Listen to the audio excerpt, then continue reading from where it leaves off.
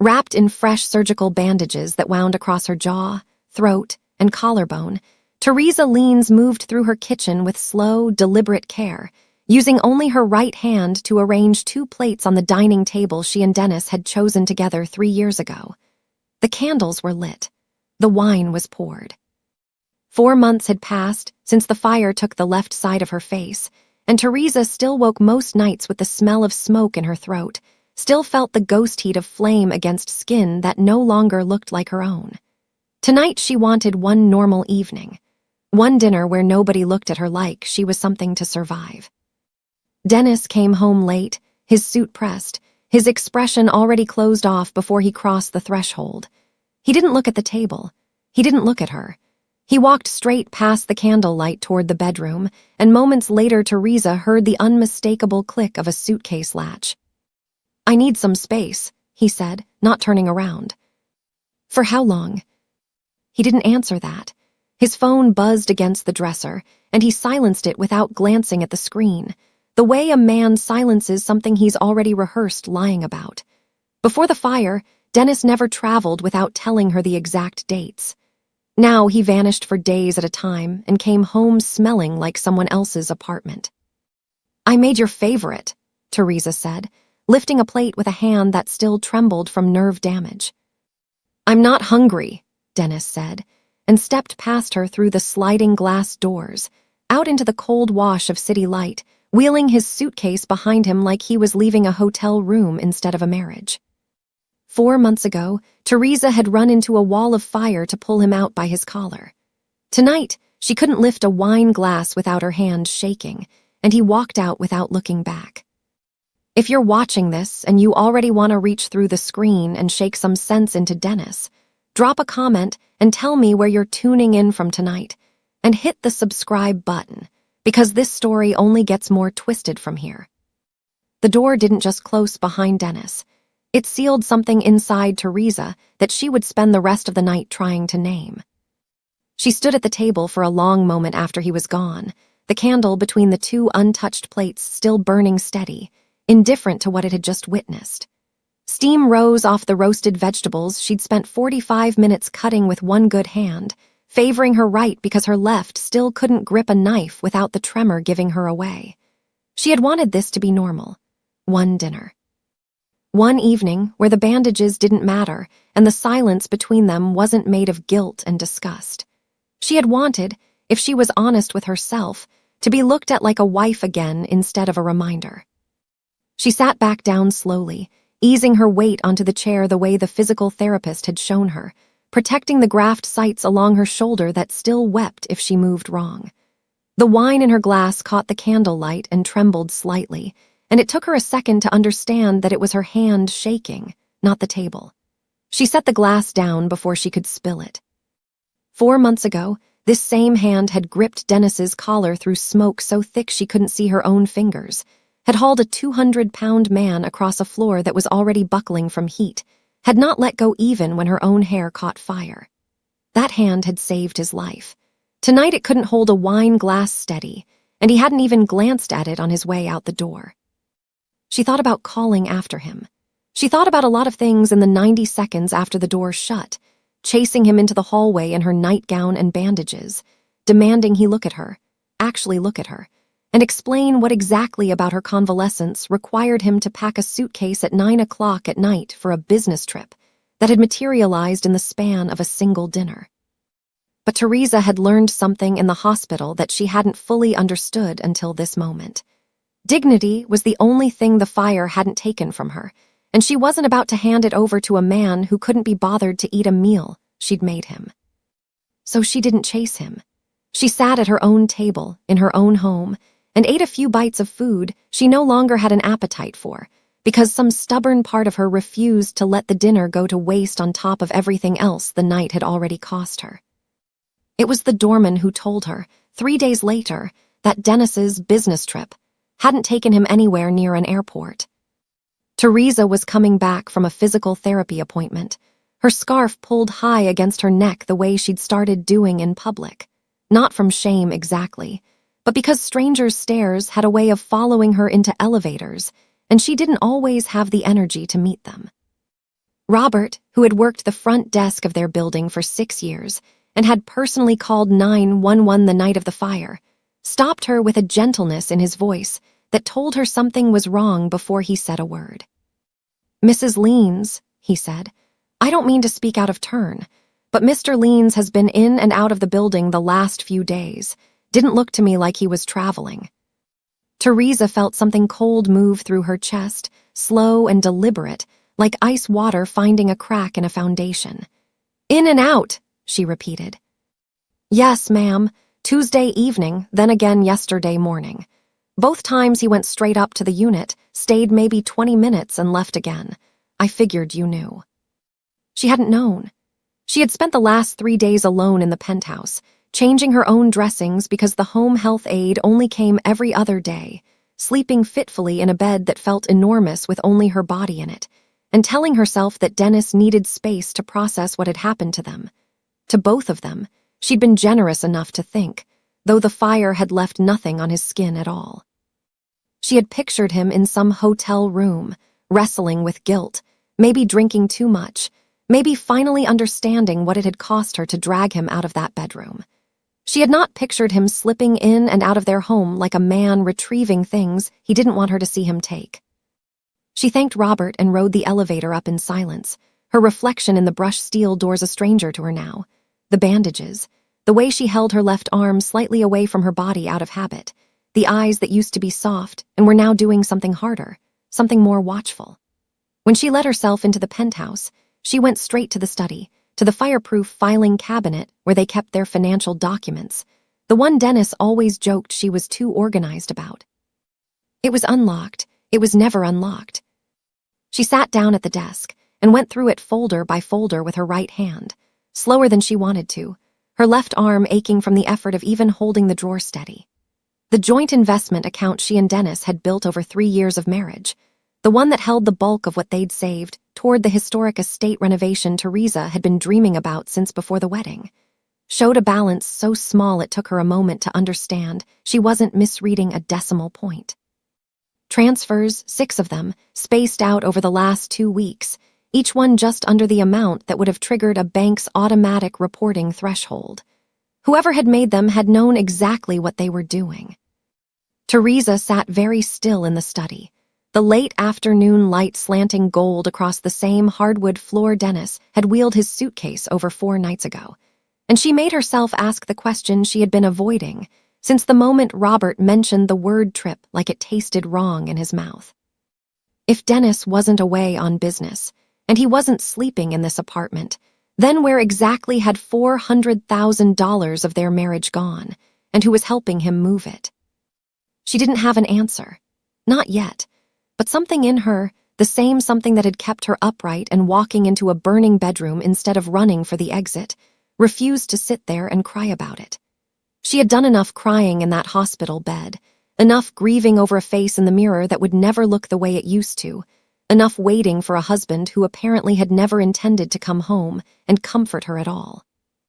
She picked up her phone instead and called the one person in her life who had never once needed convincing to fight for her, her attorney and closest friend since design school, Arya. "I need you to look at something," Teresa said, and her voice, for the first time in 4 months, didn't shake.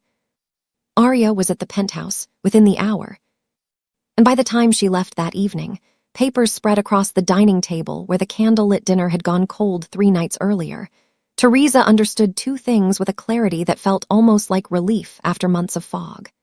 The first was that whatever Dennis was doing, he had started doing it before the fire, not after. The earliest suspicious transfer predated the accident by nearly 6 weeks, which meant this wasn't a man falling apart under the weight of tragedy. This was a man executing a plan. The second was that Teresa Leans, whatever the fire had taken from her, had not lost the woman who used to stay up until 2 in the morning studying architectural blueprints until she understood every load-bearing wall in a building down to the studs. She still knew how to look at a structure, financial or otherwise, and find the crack that would bring the whole thing down. She didn't know yet what she was looking at. She didn't know about the insurance policy, or the shell company, or the syndicate that quietly owned the very walls that had almost become her tomb. All she knew, sitting alone at that table again, with the candle burned down to nothing, was that the man she had risked her life for had been lying to her long before he ever packed that suitcase, and that whatever he thought he had gotten away with, he had made the mistake of leaving behind a wife who knew how to read the fine print.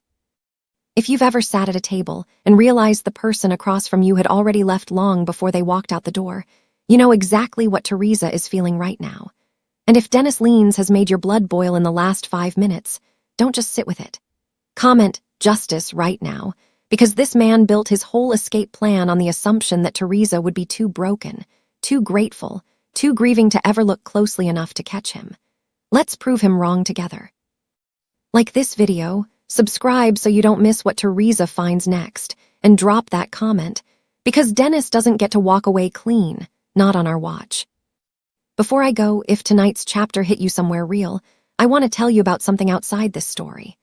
There's a 2-novel collection out right now called Stories That Make You Feel Something, and it's exactly what it sounds like, one story that will break your heart, and one that will heal it.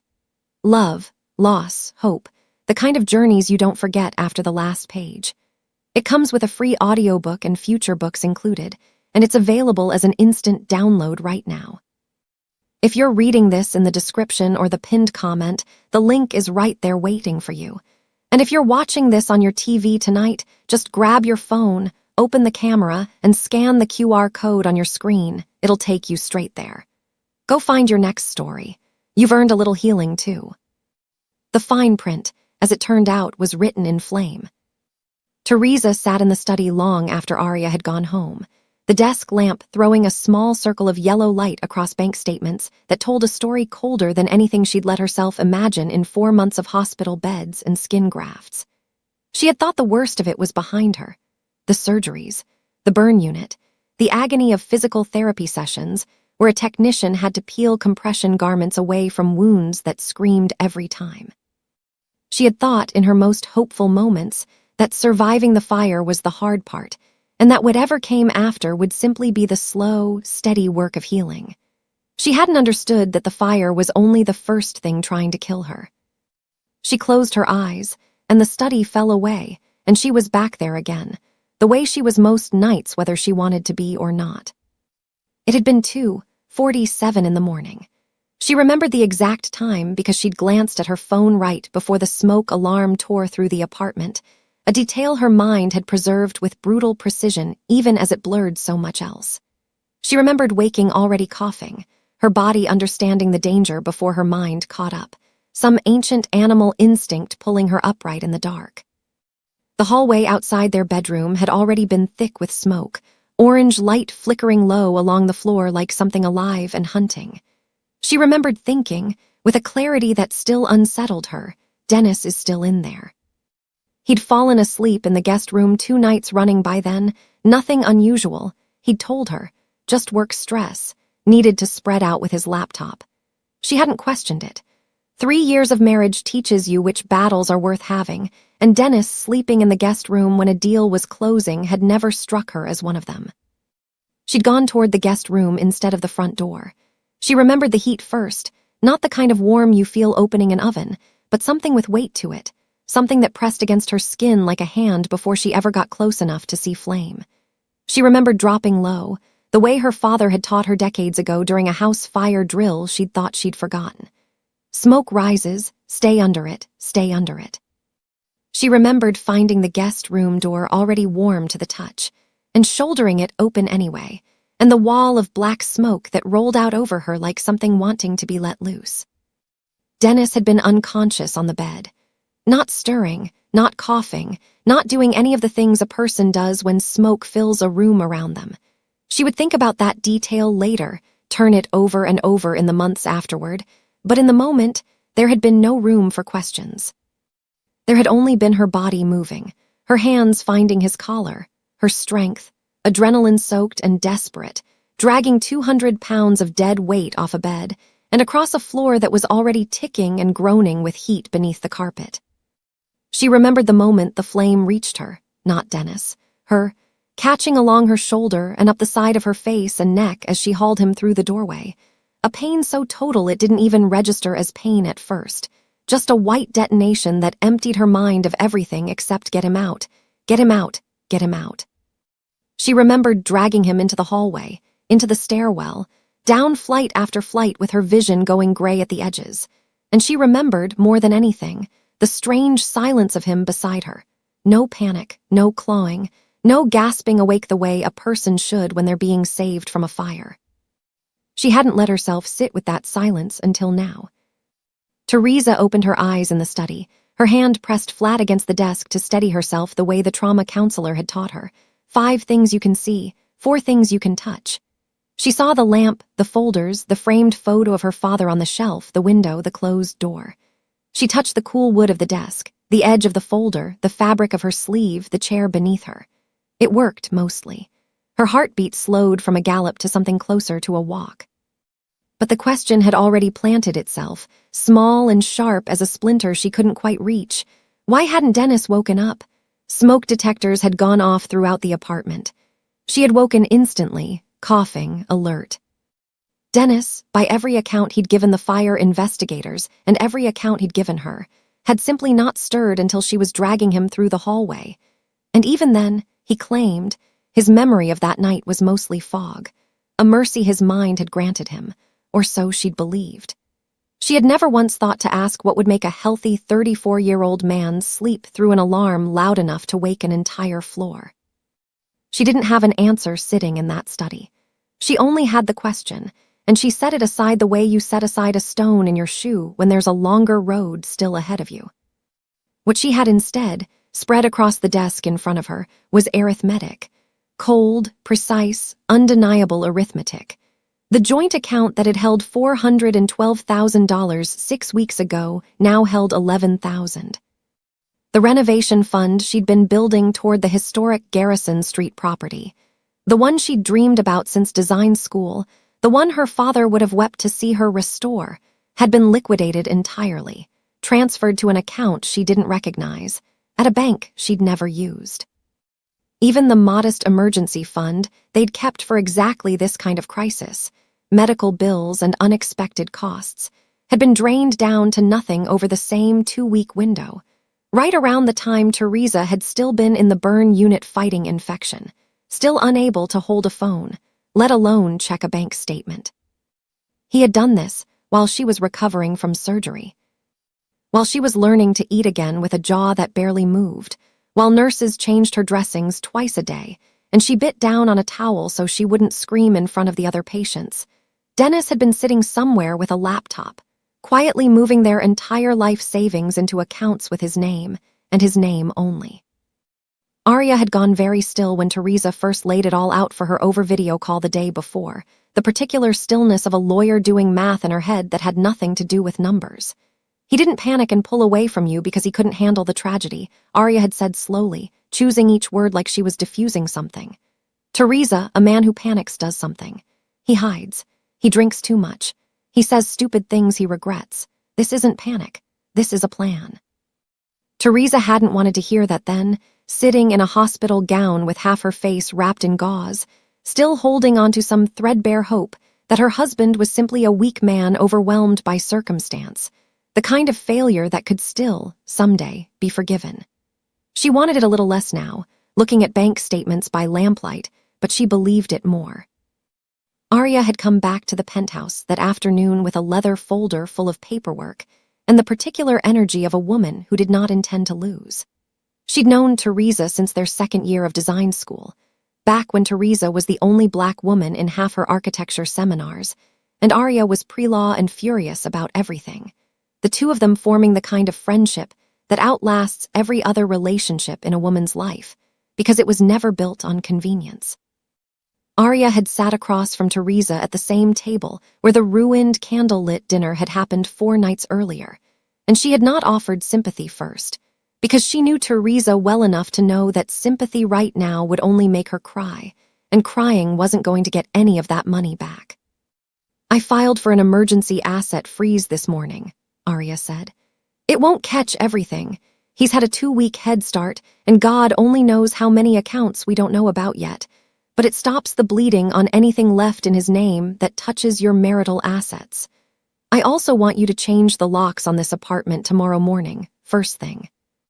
"He still lives here," Teresa said, though even as she said it, the word lives felt wrong, felt like something already past tense. He hasn't lived here in 4 days, Teresa. He's been sneaking in when he thinks you're out, going through files, and by the sound of it, going through your safe. Arya's eyes had flicked, briefly, toward the small wall safe behind the framed photo in the study, the one only Teresa and Dennis knew the combination to. Has anything been touched in there? Teresa hadn't checked. She hadn't had a reason to, not until this moment.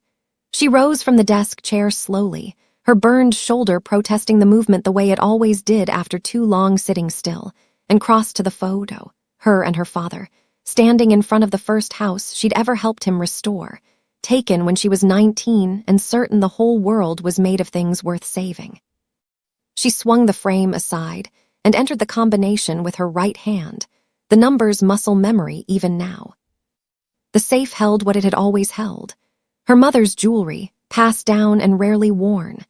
The original deed documents for the Garrison Street property, still in her name alone, thank God, a detail she'd insisted on years ago that Dennis had teased her about at the time, called her paranoid, called her too careful for a woman in love. And beneath those, in a plain manila envelope she hadn't looked at in over a year, the blueprints, actual physical blueprints, the kind she still preferred to digital files for anything sentimental of this very penthouse, marked up in her own handwriting from a renovation she'd sketched out shortly after they moved in. Modifications to the electrical panel. Changes Dennis had specifically asked her to draft, then quietly told her not to file with the building's management, said he wanted to surprise her with the finished work himself. She had forgotten about that request until this exact moment, standing in front of an open safe with her hand trembling against paper that suddenly felt heavier than it should.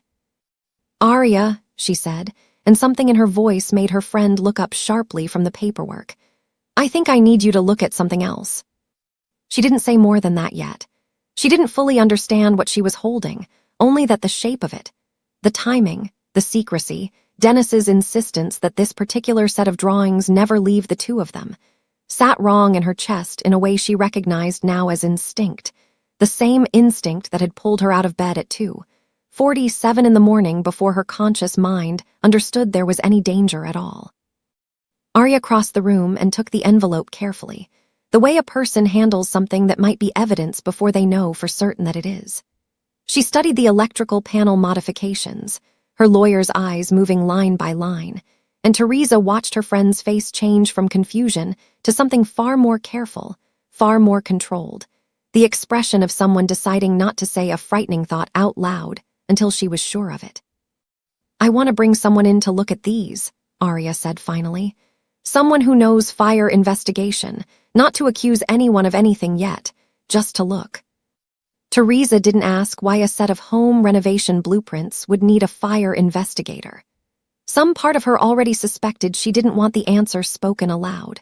Not tonight, not with her body still healing and her mind still raw from months of grief for a marriage she'd been mourning as a tragedy rather than examining as a crime scene.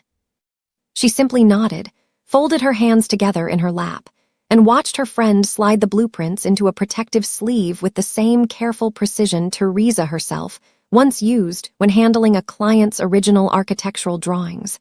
Documents, Teresa thought distantly, that told the true story of a building whether or not anyone wanted to read it. Outside the window, the city glittered on, indifferent, beautiful, the same skyline that had watched her run into fire for a man who had since decided her scars were an inconvenience. Teresa pressed her right hand flat against the cool glass and thought about the woman she had been 4 months ago, the one who believed love meant running toward the flames without asking who had lit them. She was starting, for the first time, to ask. If you're standing with Teresa on this one, hit that like button so more people see her story, and subscribe now, because what Arya finds next is going to change everything you think you know about that night. The answer, when it came, arrived by courier in a manila envelope stamped with the seal of a law firm Teresa had never heard of, and it did not begin with tenderness or apology. It began with a cover letter that referred to her, in the second paragraph, as the respondent. Teresa read the divorce papers standing in her own foyer, Still in the light coat she'd worn to a physical therapy appointment that morning, and it took her 3 full pages to understand what Dennis's attorneys were actually asking for. Not simply a dissolution of marriage, she had expected that, had even started, in some quiet corner of her mind, to make peace with it. What she had not expected was the clause buried in the section about property division, the one that assigned her sole financial responsibility for damages to the marital residence resulting from the incident of February 14th. Language so clinical it took her a moment to realize the incident meant the fire that had taken half her face. Dennis wanted the insurance shortfall, the structural repairs, the cost of restoring the penthouse to livable condition, all of it placed on her. She sat down on the bottom stair of her own foyer, papers in her lap, and laughed once, short and disbelieving, the kind of laugh that has no humor in it at all. The man she had dragged out of a burning room was suing her for the cost of the fire. Arya, when Teresa called her, did not laugh. "He's trying to bankrupt you before the freeze on his accounts can catch up to what he's already hidden," she said, her voice flat with the particular calm she used when she was furious. "If you're drowning in legal liability, you don't have the resources to fight him on the financial fraud. It's strategic. It's ugly, but it's strategic." "So what do I do?" "You survive," Arya said. "You keep working, you build income he can't touch, and you let me handle the rest." A pause. "Teresa, I know the timing is terrible, but you mentioned you had a contract inquiry a few weeks ago." "High-end private client. Did that go anywhere?" Teresa had almost forgotten about it, buried as it was beneath 4 months of hospital corridors, and now a stack of legal paperwork designed to strip her bare. But she remembered now, an email from a boutique real estate firm asking, in careful, formal language, whether Teresa Leans, the architect behind the celebrated restoration of the old Kessler warehouse district, might be available for a private commission. No details about the client. Just a request for a portfolio review, and if she was willing, an in-person meeting. She had ignored it for weeks, first because of the surgeries, then because some part of her had quietly assumed no client would want a designer whose own face told the story of a disaster. She had been wrong about a great many things lately, but she suspected, sitting on those stairs with divorce papers in her lap and something hardening in her chest that felt less like grief and more like resolve, that she had been wrong about that too. She wrote back that same afternoon and requested a meeting. The meeting was set for a Thursday at an address downtown that turned out not to be an office at all, but the ground floor of a building under renovation. Half-stripped walls, exposed brick, scaffolding still up along one side, the particular organized chaos of a space in the middle of becoming something else. Teresa arrived early, as she always did, in a charcoal blazer she'd chosen carefully that morning, her scarf loose around her neck rather than pulled tight and defensive the way she'd been wearing it in public for months. She had made a decision in the mirror that morning, a small one, but it had cost her something to make it. She was not going to hide. The man who came to meet her was not what she expected, though she couldn't afterward have said exactly what she had expected instead. He was younger than she'd anticipated for someone commissioning work at this scale, mid-30s perhaps, dressed with a precision that read less like fashion and more like discipline. A dark suit with no tie, no visible logo, nothing that announced wealth so much as assumed it and moved past the need to prove it. He introduced himself simply as Jongmin, no title offered, and shook her hand with a grip that was firm without being a performance of strength. And Teresa noticed, because her eye had always caught small details, the faint white line of an old scar crossing the back of his hand, the kind that comes from something sharp and deliberate rather than accidental. "Ms. Leans," he said, "thank you for coming."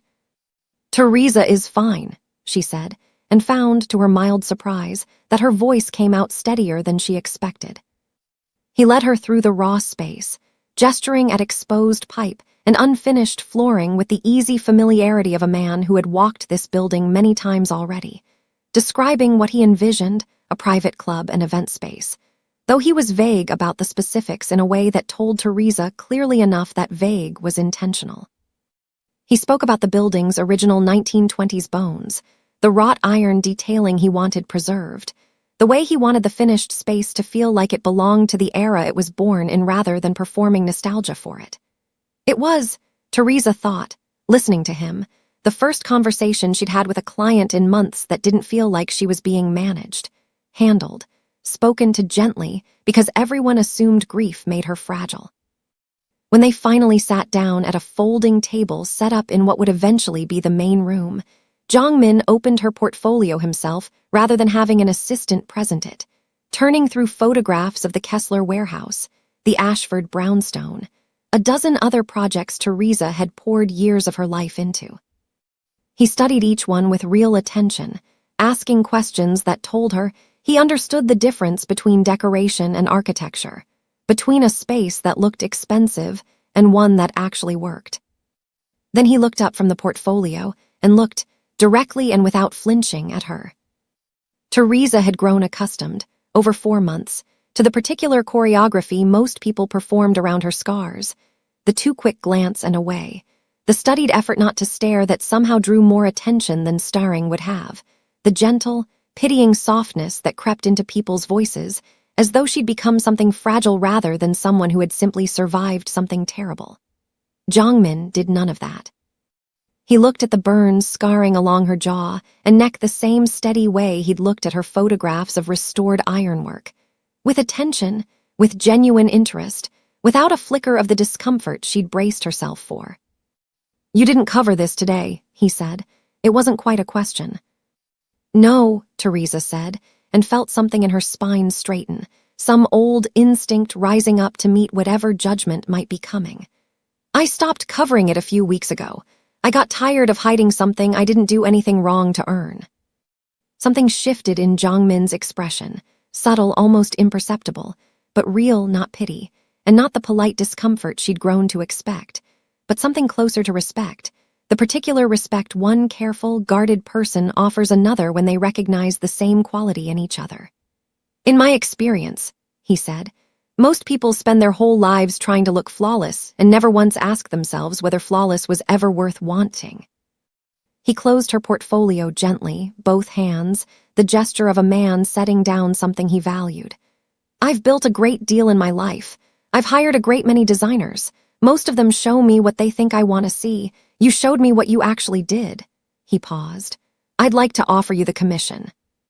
Teresa hadn't expected to feel her throat tighten at those words, hadn't expected the sudden, unwelcome sting behind her eyes, but 4 months of being looked at like a tragedy had worn her down more than she'd let herself admit, and here was a stranger looking at her like a professional, like an equal, like someone whose value hadn't been erased by fire.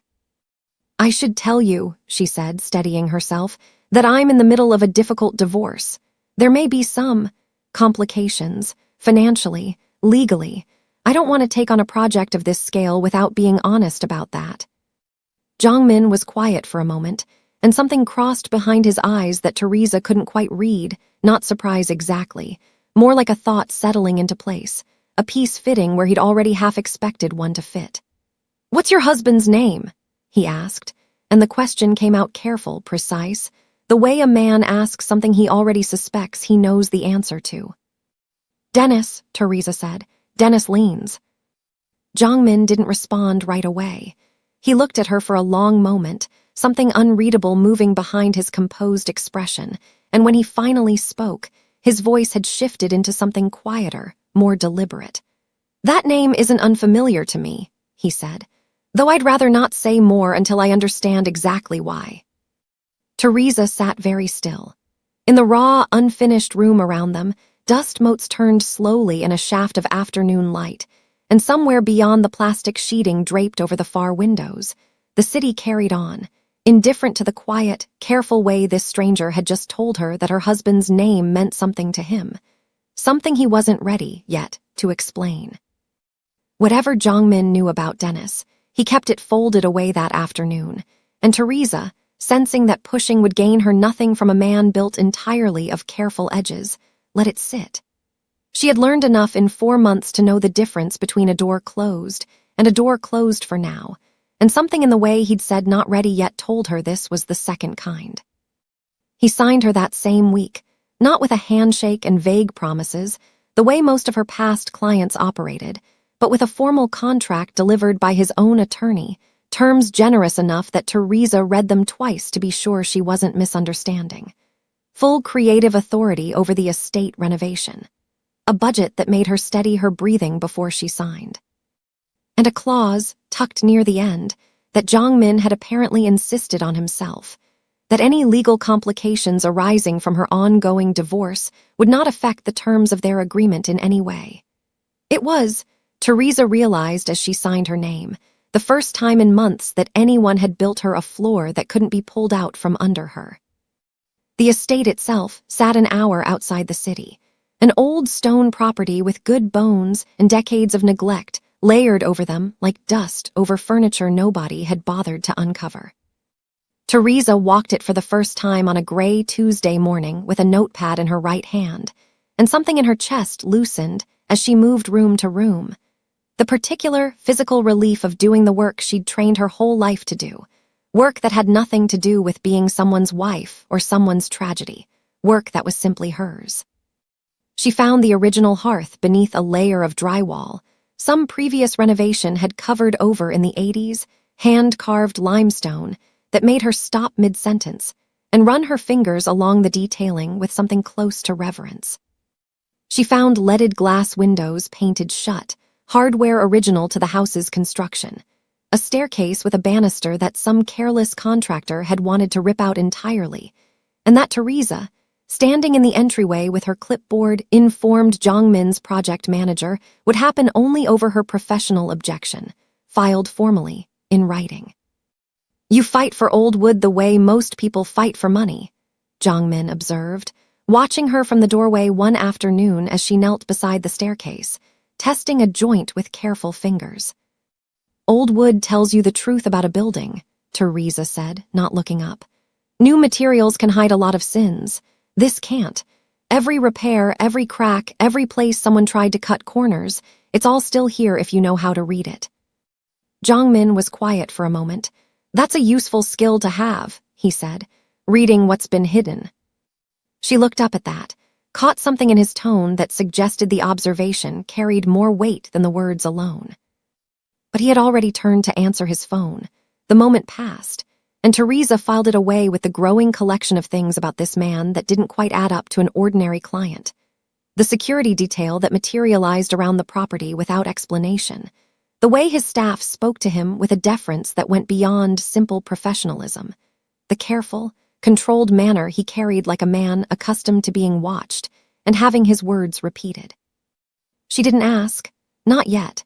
She had learned in this new chapter of her life the value of patience with information that would come when it was ready to. The work consumed her in a way that felt like healing, even when her body still ached from procedures, even when the physical therapist warned her not to overdo the hours on site. She threw herself into fabric swatches and lighting plans and archival research into the estate's original architect, and for stretches of hours at a time, she forgot to think about Dennis at all, forgot the bandages, forgot the divorce papers sitting unanswered on her desk, forgot the particular grief of loving someone who had apparently never really seen her.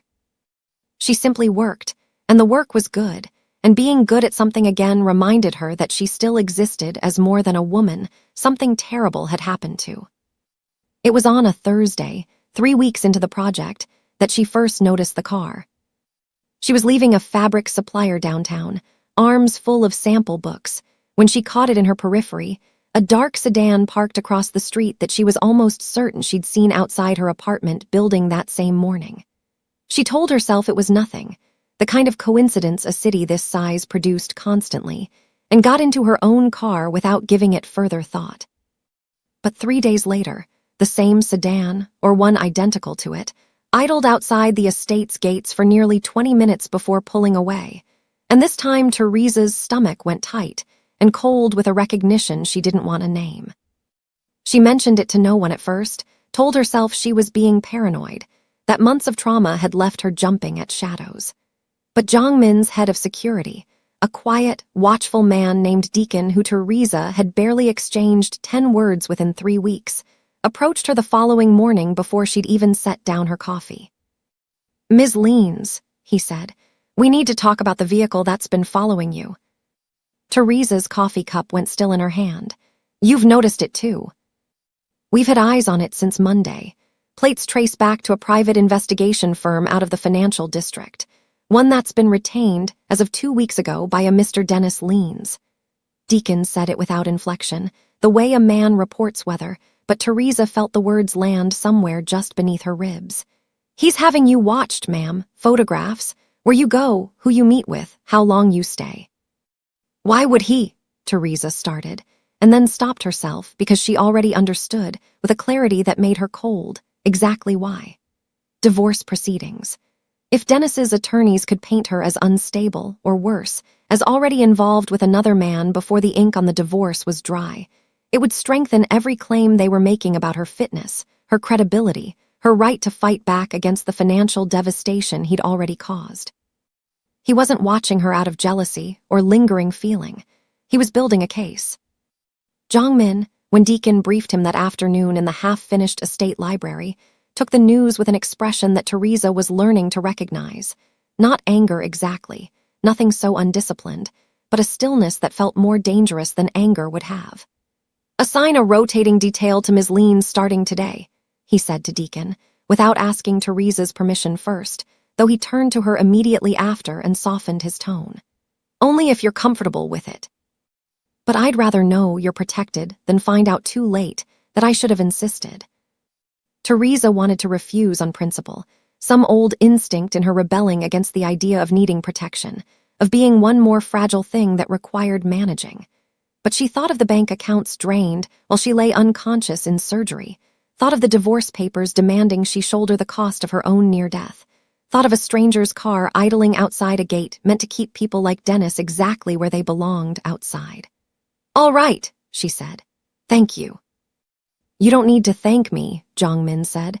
This is my project, my site. I protect what's mine to protect. He paused, something almost wry passing behind his eyes. Consider it good business. The plan question of what, exactly, Dennis knew about the man Teresa was now working for, and whether that same man already knew more about Dennis than he'd let on sat unanswered between them. But Teresa found, in the weeks that followed, that she had less time to dwell on it than she expected. Because Dennis, it turned out, hadn't stopped at private investigators. She learned about the rest secondhand, the way most humiliations arrive. A call from a former client, apologetic and awkward, explaining that they'd decided to go in a different direction for their renovation after all. No further explanation offered. Then another. Then a call from a boutique design magazine that had, months earlier, expressed interest in featuring her recovery and her return to work, now suddenly cool and noncommittal about timelines. Teresa was sharp enough, and had been burned enough, in every sense of the word, to recognize a pattern when 3 coincidences arrived in the same month. It was Arya who confirmed what Teresa had already begun to suspect. Dennis has been seeing someone, she said over the phone, her voice carrying the particular grim satisfaction of a woman who'd done her homework. A woman named Sable Reyes. She sits on the board of 2 of the philanthropic foundations that half your old client list donates to. She's been making calls, Teresa, quietly, suggesting to the right people that associating with you right now, mid-scandal, mid-divorce, might not be the wisest reputational move. Teresa sat with that for a long moment, feeling something that surprised her, not devastation, not the gutting grief she might have expected months ago, but a kind of clean, cold anger, the useful kind, the kind that sharpened rather than paralyzed. Dennis had emptied her accounts. Dennis had tried to saddle her with the cost of the fire. And now Dennis, or rather the woman keeping his bed warm while the divorce proceeded, was working quietly behind the scenes to make sure Teresa couldn't even rebuild through her own hard-earned reputation. She thought about the estate, about the hand-carved limestone hearth she'd uncovered beneath decades of neglect, about Jong-min's quiet observation that old wood couldn't hide its sins the way new materials could. Dennis had spent years building a version of himself that was smooth and flawless on the surface, successful, charming, generous with just the right people at just the right events. Teresa was starting to understand that everything Dennis was doing now, every closed door, every whispered warning to her old clients, was itself a kind of tell, The same way a hairline crack in old plaster tells you something is shifting beneath the surface that the fresh paint can't quite disguise.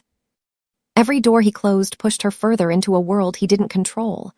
A world she was beginning to understand, where his name apparently meant something very different than the version of it he'd carefully curated for the society pages.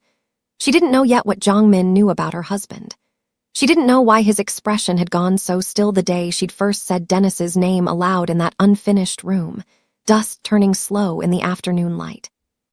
But she was starting to suspect that Dennis had made a far more serious miscalculation than simply underestimating a woman he'd left behind in bandages. He had underestimated exactly whose ground he was standing on when he decided to have her followed. And somewhere in that thought, quiet and unbidden, another question rose to the surface of Teresa's mind, one she hadn't let herself ask directly until now. If Jong-min recognized Dennis's name the moment she said it, and if his security had moved this fast, this thoroughly, to protect a designer he'd known for barely a month, what, exactly, had Dennis done to earn that kind of attention long before Teresa ever walked into that unfinished room with her portfolio in hand? She wouldn't get an answer to that question that week, but she would get something else instead, proof, delivered in the worst possible setting, of exactly what kind of man Dennis had become. The invitation had arrived through the estate project itself, an unavoidable professional obligation rather than a social one.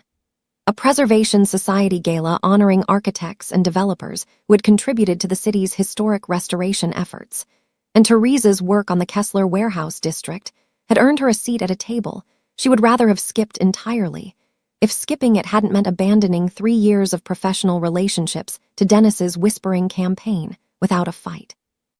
Jong-min's estate wasn't finished enough yet to be part of the program, but several of his associates were sponsors of the event, and when Teresa mentioned, almost in passing, that she'd been invited and was dreading it, he'd simply said, "Then you won't go alone," in the tone of a man stating a fact rather than offering a favor. She told herself she wasn't nervous about seeing Dennis. She had been telling herself a great many things lately that turned out not to be entirely true. The ballroom was the kind of restored Gilded Age space Teresa usually loved without reservation. Soaring ceilings, original plasterwork, chandeliers she could have spent an hour studying for their craftsmanship alone. But tonight, she felt every eye that moved toward her, and then, almost involuntarily, toward the left side of her face before catching itself and looking away. She had chosen not to cover the scarring, same as she had with Jong-min weeks ago, but a ballroom full of the city's old money was a very different audience than one careful stranger in an unfinished library. She held her chin level anyway. She had earned the right to stand in this room exactly as she was. She saw Dennis before she wanted to. He was near the bar, impeccable as always in a tuxedo that had probably been paid for with money that used to be half hers, and beside him, unmistakably, stood a striking woman in emerald silk whose hand rested a shade too familiarly against his forearm for a man technically still married. Sable Ray's, Teresa assumed, though she had never seen a photograph. She looked exactly like the kind of woman who made calls to foundation boards in a voice sweet enough that nobody noticed the knife until it was already between their ribs. Teresa turned deliberately toward the far side of the room, intending to spend the evening as far from that particular corner as good manners allowed, and for almost an hour, it worked.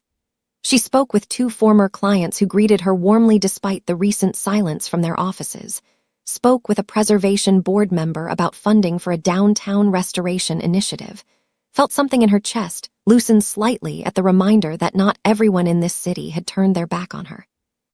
She was standing near the terrace doors, a glass of sparkling water in her right hand, when Dennis found her anyway. "Teresa," he said, and the sound of her name in his mouth still did something complicated to her stomach even now, even after everything. "You look well." "I'm surprised you noticed," she said, "given how little time you spend looking at me these days." Something flickered across his face, irritation, maybe, or the particular discomfort of a man who preferred his victims quiet and grateful rather than sharp-tongued in public. He glanced around them, confirmed with a practiced sweep that no one nearby was paying close attention yet, and lowered his voice to something meant for her alone. "You need to stop showing up to these things," he said. "It's not a good look for either of us." "For either of us," Teresa repeated. "Interesting, since one of us drained our accounts and the other one is standing here with degree burns from saving his life." Dennis's jaw tightened. "Don't make a scene." "I'm not the one who followed his soon-to-be ex-wife with a private investigator, Dennis. If anyone's making a scene, it's the man having me watched." She kept her voice level, low enough that it wouldn't carry, though she found, with some satisfaction, that she no longer felt the need to shrink herself to keep his secrets comfortable. "What exactly are you afraid I'm going to find?" Something in his expression shifted then, quick and involuntary, a flash of something that looked almost like fear before he smoothed it back into contempt, and Teresa filed that flicker away the way she'd filed away every other detail that hadn't quite added up since the night of the fire. "You should be more concerned with how you look than with games you don't understand," he said, and his gaze moved, deliberate and cruel, to the left side of her face, lingering there in a way that felt calculated to wound. "Frankly, it's a miracle anyone still wants to work with you at all, looking like that. I'd think about that before you go making yourself the center of every room you walk into." The words landed exactly where he intended them to, and for a moment Teresa felt the old, familiar sting rise in her throat. 4 months of hospital mirrors, 4 months of strangers' averted eyes, all of it distilled into the cruelty of a man who used to whisper that she was beautiful in the dark of their bedroom. She had a flash of the old Teresa, the one who might have apologized for existing so visibly, might have reached for her scarf and pulled it higher and made herself smaller to smooth over his discomfort. She felt that old instinct rise, and then, deliberately, she set it down. "You're right that it's a miracle I'm still standing here," she said quietly, "considering I walked into a burning room to save a man who apparently would rather I died in it." Dennis's face went white, then quickly, dangerously red, and he took a half step closer, close enough that Teresa caught the sharp edge of expensive cologne and something colder underneath it. "Watch yourself," he said, low and hard, all pretense of civility gone now. "You have no idea what you're—" "Is there a problem here?" The voice came from just behind Teresa's shoulder, calm, unhurried, carrying none of the volume that would have drawn attention across the ballroom, and yet something in its stillness made both Teresa and Dennis go quiet at once. Jongmin had crossed the room without either of them noticing. Moving the way she'd already learned, he moved through every space he occupied, without announcement, without wasted motion, arriving exactly where he intended to be exactly when he intended to be there. He stood beside Teresa now, close enough that his presence registered as a kind of shelter without ever touching her, his eyes fixed on Dennis with an expression of such perfect, unbothered calm that it was somehow more unsettling than open hostility would have been. Dennis's expression did something complicated. Recognition, first, quick and startled, followed almost immediately by a wariness that told Teresa, more clearly than anything else that evening, that whatever Dennis knew about this man, it was enough to make him afraid. "This doesn't concern you," Dennis managed, though the confidence had already drained out of his voice. "Teresa is doing restoration work on my property," Jongmin said, in the mild, pleasant tone of a man discussing the weather. "Which means, for the duration of that work, her well-being is a professional matter for me. I couldn't help but overhear you discussing her appearance rather than her professional qualifications. I found that curious.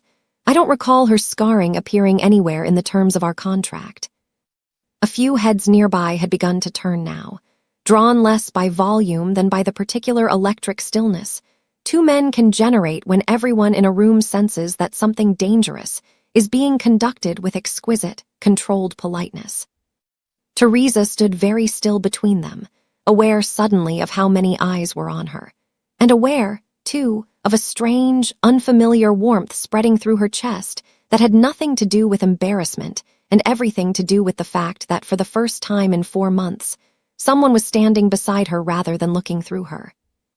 "You don't know what you're getting involved in," Dennis said, and there was something almost pleading beneath the threat now, the sound of a man realizing too late that he'd wandered onto ground he didn't control. "I know exactly what I'm involved in," Jongmin said, and something in his voice sharpened, very slightly, the first real edge Teresa had heard from him since they'd met. I know you're the man who abandoned a woman while she was still in surgical recovery. I know you're the man who emptied joint accounts while she couldn't hold a phone to check her own balance. And I know, he continued, his voice dropping lower now, private even in the middle of the crowded ballroom, that you're a man who apparently believes cruelty toward a woman's scars says something about her, when it says a great deal more about you. He paused, let the silence sit heavy for a moment.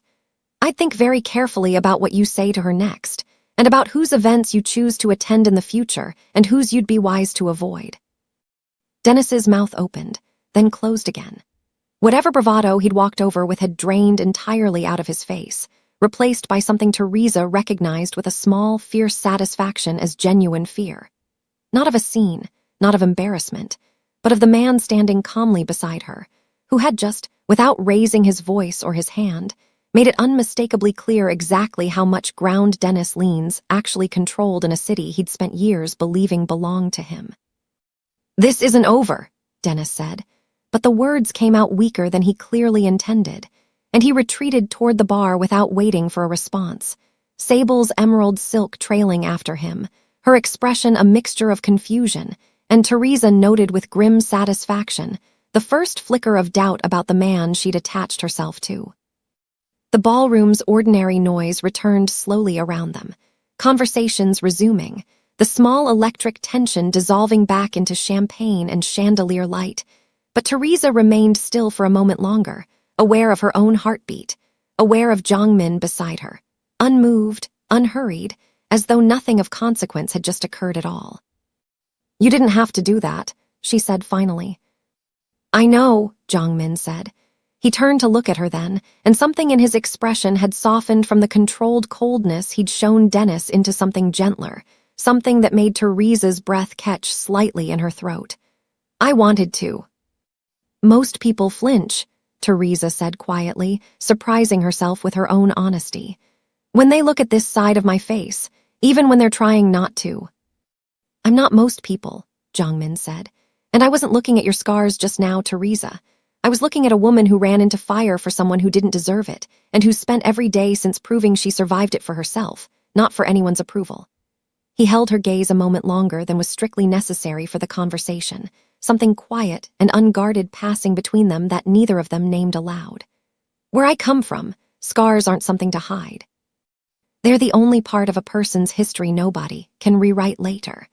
I'd trust a woman with scars like yours over a room full of unmarked faces every single time." Teresa felt something unlock in her chest, warm and unfamiliar, a feeling she hadn't let herself reach for since long before the fire, the particular, dizzying relief of being seen exactly as she was and finding, instead of pity or discomfort, something that looked remarkably like admiration. She didn't trust it fully yet. 4 months of devastation had taught her to be careful with hope. But standing there beside a man who had just, with nothing more than his voice and his stillness, made the most powerful bully in her life retreat across a crowded ballroom, she allowed herself, just for a moment, to feel something other than survival.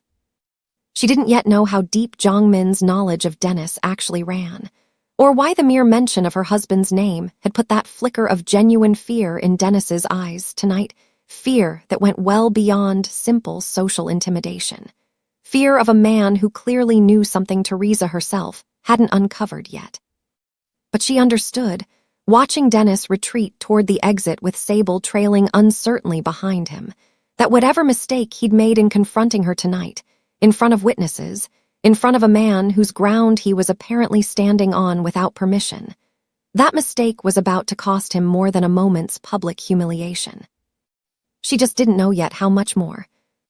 If you felt that satisfaction settle into your chest when Dennis turned and walked away, hold on to it, because Teresa earned every second of it, and she's only getting started. Comment, stand tall, if you believe scars like Teresa's deserve to be seen, not hidden, and let's make sure this story reaches every woman who's ever been made to feel small for surviving something hard.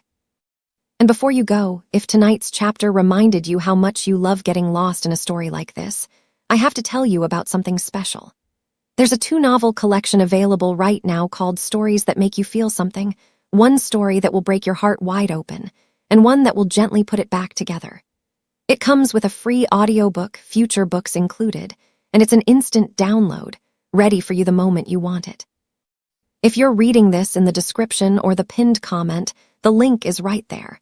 And if you're watching on your TV tonight, grab your phone and scan the QR code on screen. Go find your next great love story. You deserve it. It cost him 3 days. That was how long it took for Jongmin's investigators to circle back with a request that Teresa and Arya come to the estate library in person rather than discuss their findings over the phone.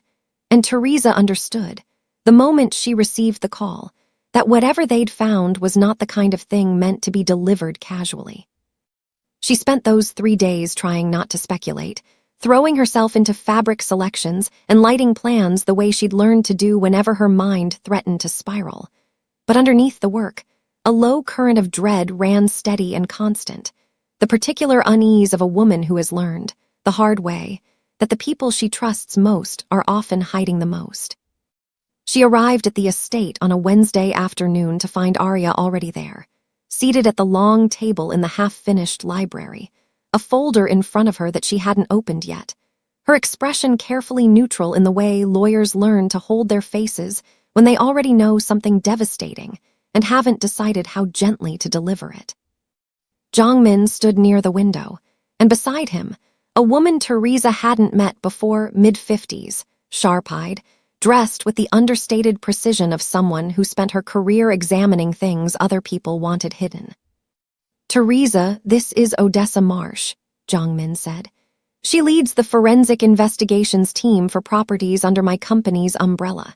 When the fire department closed their file on your penthouse, I asked her to open her own."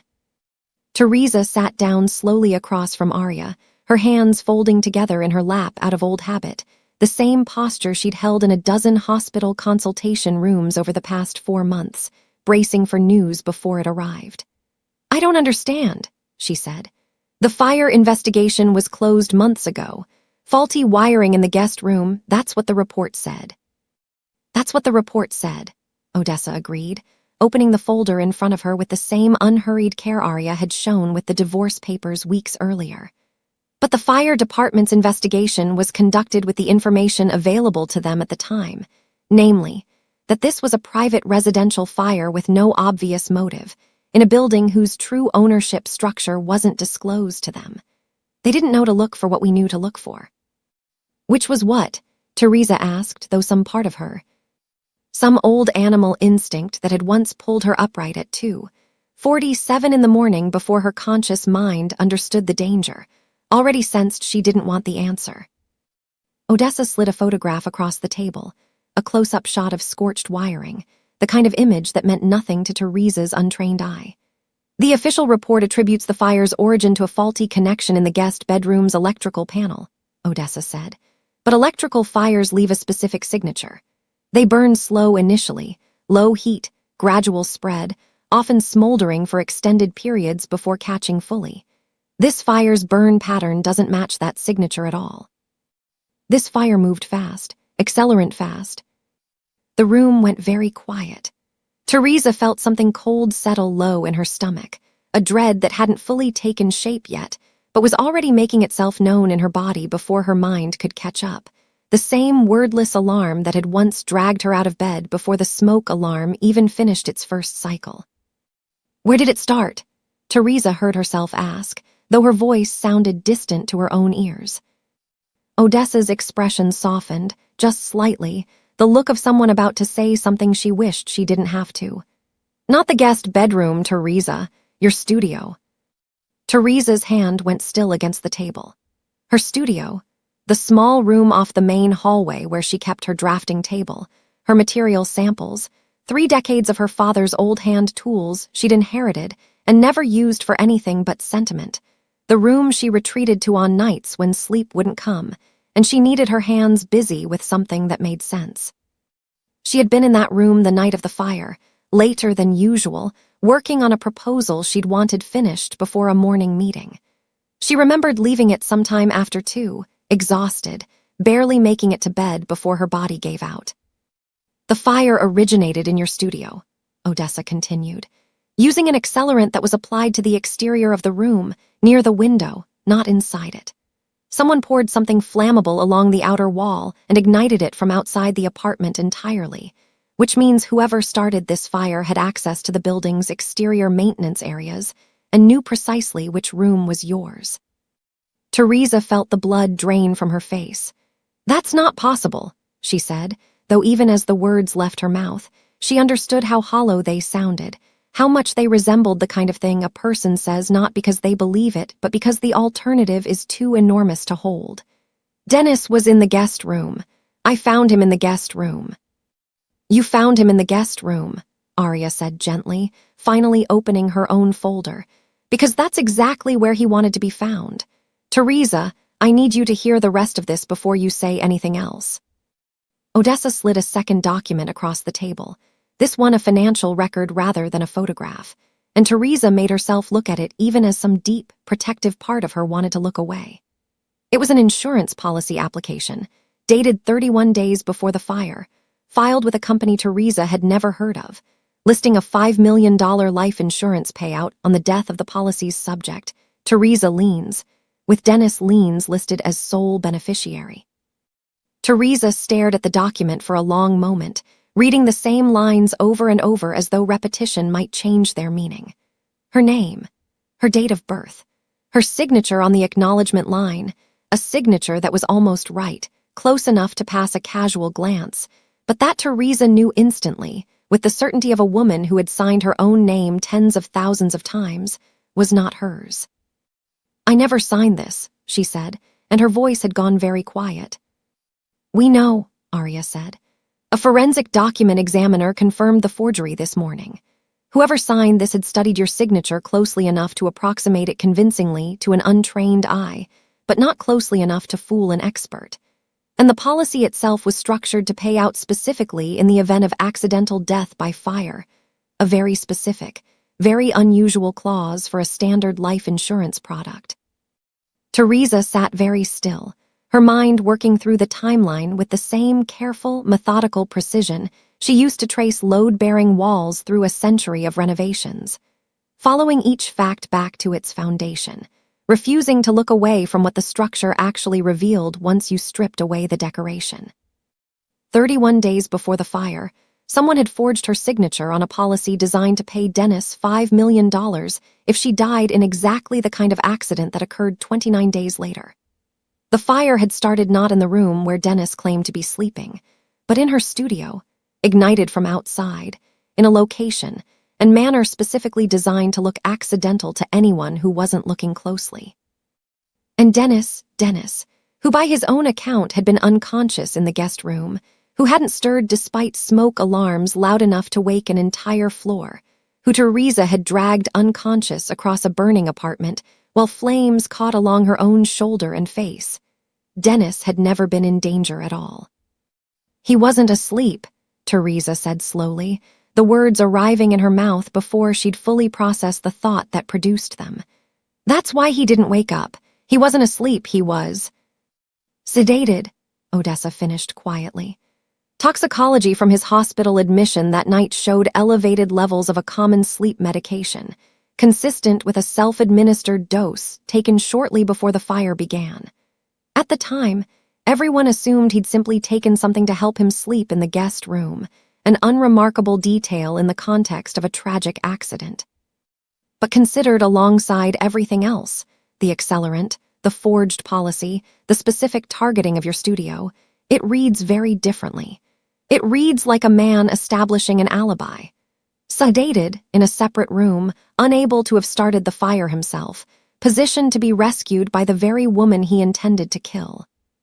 The room seemed to tilt very slightly around Teresa, the careful, controlled world she'd spent 4 months rebuilding, one that had already absorbed betrayal, financial ruin, public humiliation, now revealing itself to be built over something far darker than she had let herself imagine even in her worst moments.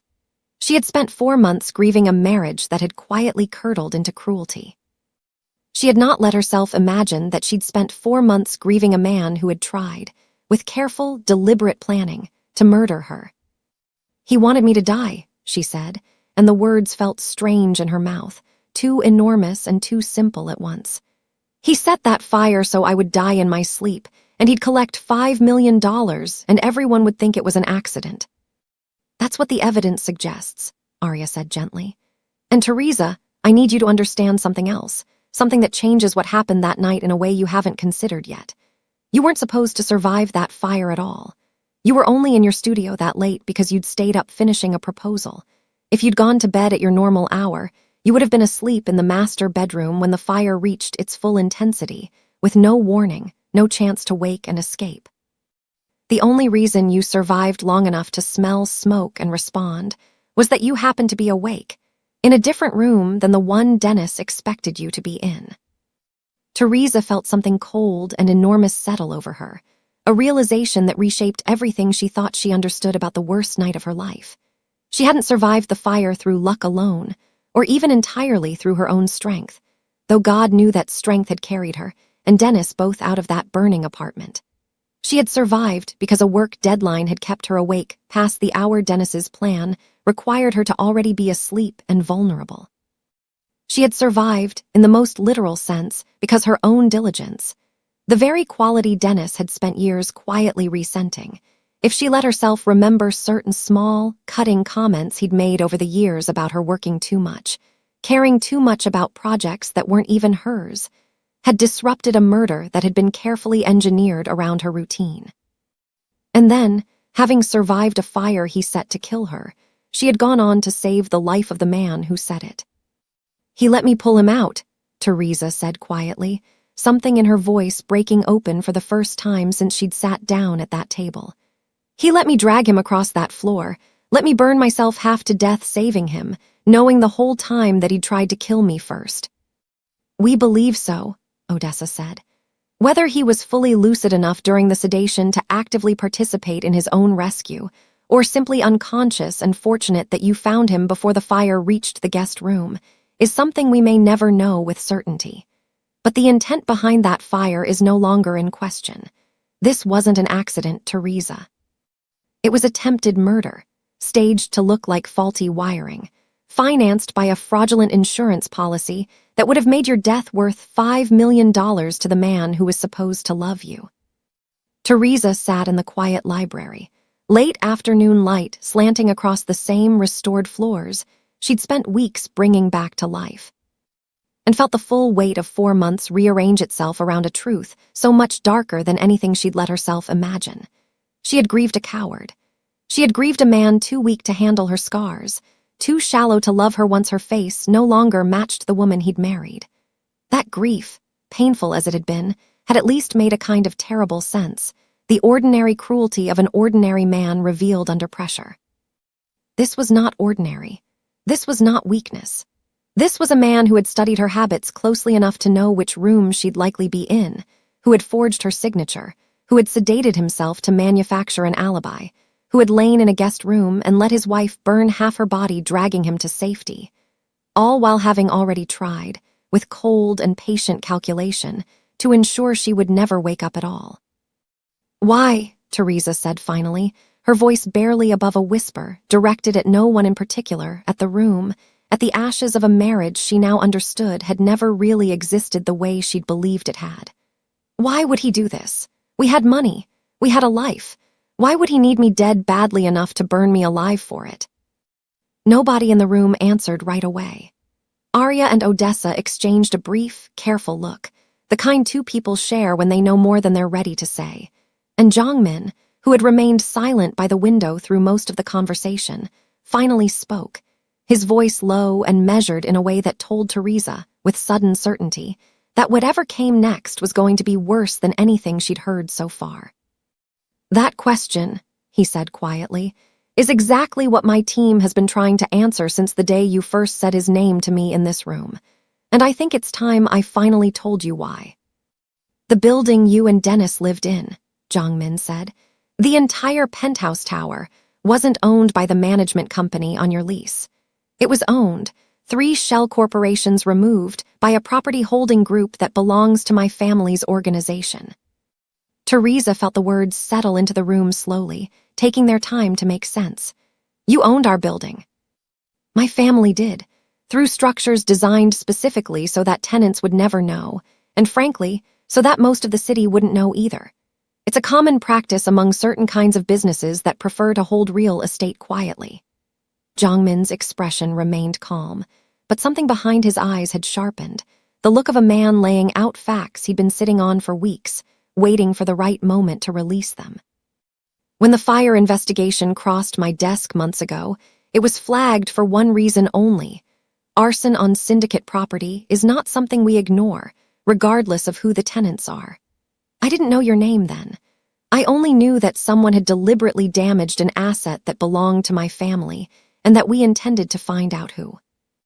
So when I walked into your office with my portfolio, Teresa said slowly, understanding arriving in pieces, you already knew about the fire.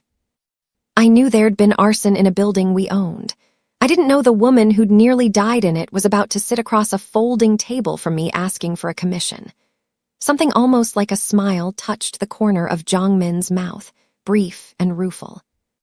I recognized Dennis's name the moment you said it, because his was already the name my investigators had flagged as a person of interest.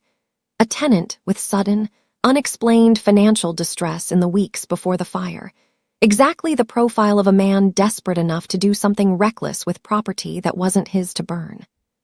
Teresa sat with that, feeling the full, dizzying shape of coincidence and design settling around her.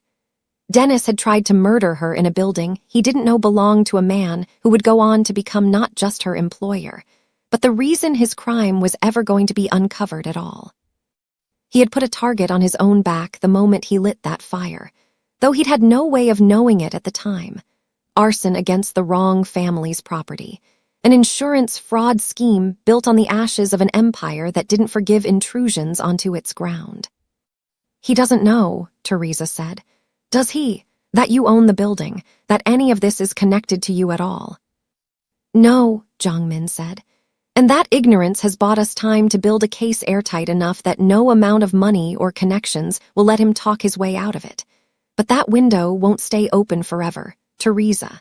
Which is why I think it's time you stopped hiding from the world and started making yourself impossible to ignore. She hadn't understood in that moment exactly what he meant.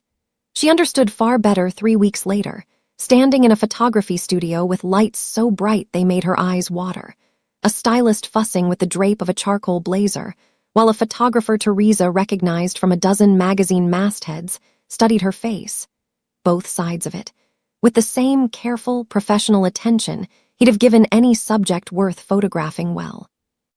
The feature had come together faster than Teresa would have thought possible for a major design publication, though Arya had gently informed her that possible tended to move very quickly when the right calls were made to the right people, and Teresa suspected, without asking directly, that some of those calls had come from Jongmin's circle rather than her own.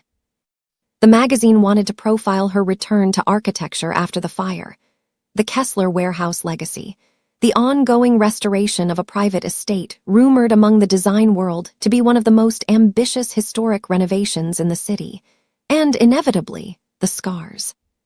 She had expected, walking into that studio, that someone would eventually raise the question of retouching, a gentle suggestion, dressed up as a compliment, about softening the left side of her face for the cover, smoothing what the fire had left behind into something more palatable for a glossy newsstand shot. Nobody raised it. The editor, a sharp, quietly formidable woman named Priya, who'd built her career championing architects the industry preferred to overlook, had made her position clear from the first phone call. The scars stayed exactly as they were, unedited, unretouched, photographed with the same honest light as everything else in the frame. People are tired of flawless, Priya had told her over coffee the week before the shoot. They want to see what surviving something actually looks like. You're not going to be our cover because you overcame your scars, Teresa. You're going to be our cover because you didn't have to overcome anything at all. You were always whole. The fire just made it visible. Teresa had cried a little in her car afterward, sitting in a parking garage with the engine off, letting herself feel, for the first time in months, something that wasn't grief or fear or grim determination, but something closer to pride, quiet, hard-won, entirely her own. The magazine hit newsstands on a Tuesday morning in early spring, Teresa's photograph filling the entire cover, her chin level, her eyes steady, the scarring along her jaw and neck lit with the same careful attention as her cheekbones, her expression not defiant exactly, but unafraid, a woman who had clearly decided long ago that she owed nobody an apology for what she'd survived. The headline, simple and direct, Teresa Leans rebuilds, nothing hidden. Teresa hadn't expected what happened next. The image spread faster than anyone at the magazine had projected, shared first within design circles, then well beyond them, picked up by outlets that had nothing to do with architecture at all, women's interest pages, survivor advocacy accounts, burn treatment centers that reached out asking permission to use her image in patient materials. Strangers began commenting on posts of the cover with their own stories, their own scars, their own quiet decades of hiding parts of themselves they'd been taught to see as flaws rather than history. A woman in Ohio wrote that she'd stopped wearing long sleeves to cover a childhood burn after seeing Teresa's photograph. A burn unit nurse in Atlanta printed the cover and hung it in her ward. Within a week, the magazine issue had sold out 3 print runs, and Teresa's small firm, barely 2 months old, still operating out of a rented office space with more ambition than staff, found itself fielding more inquiries than she and her one assistant could reasonably answer. She sat at her desk one evening, scrolling through message after message from people she'd never met, and felt something she hadn't expected to feel this soon after everything: joy, uncomplicated and enormous. The particular joy of discovering that the thing you were most afraid the world would reject turned out to be the thing that connected you to more people than you'd ever imagined possible. It was Arya who called her 2 days later with news that made the joy sharpen into something closer to satisfaction. The insurance company that issued Dennis's policy just reopened their investigation, Arya said, and Teresa could hear the barely contained triumph in her friend's voice. Officially, not just Jongmin's private investigators poking around anymore, the actual underwriters. Apparently the magazine feature put your face and your story in front of enough people, including, as it turns out, someone on their fraud investigation team who recognized your name from the original claim file and thought it was strange that a woman supposedly too devastated by her injuries to be reached for comment was now on the cover of a national design magazine looking like she owned the world. Teresa felt something settle deep in her chest, grim and satisfied. So my face did something Dennis's lawyers never expected.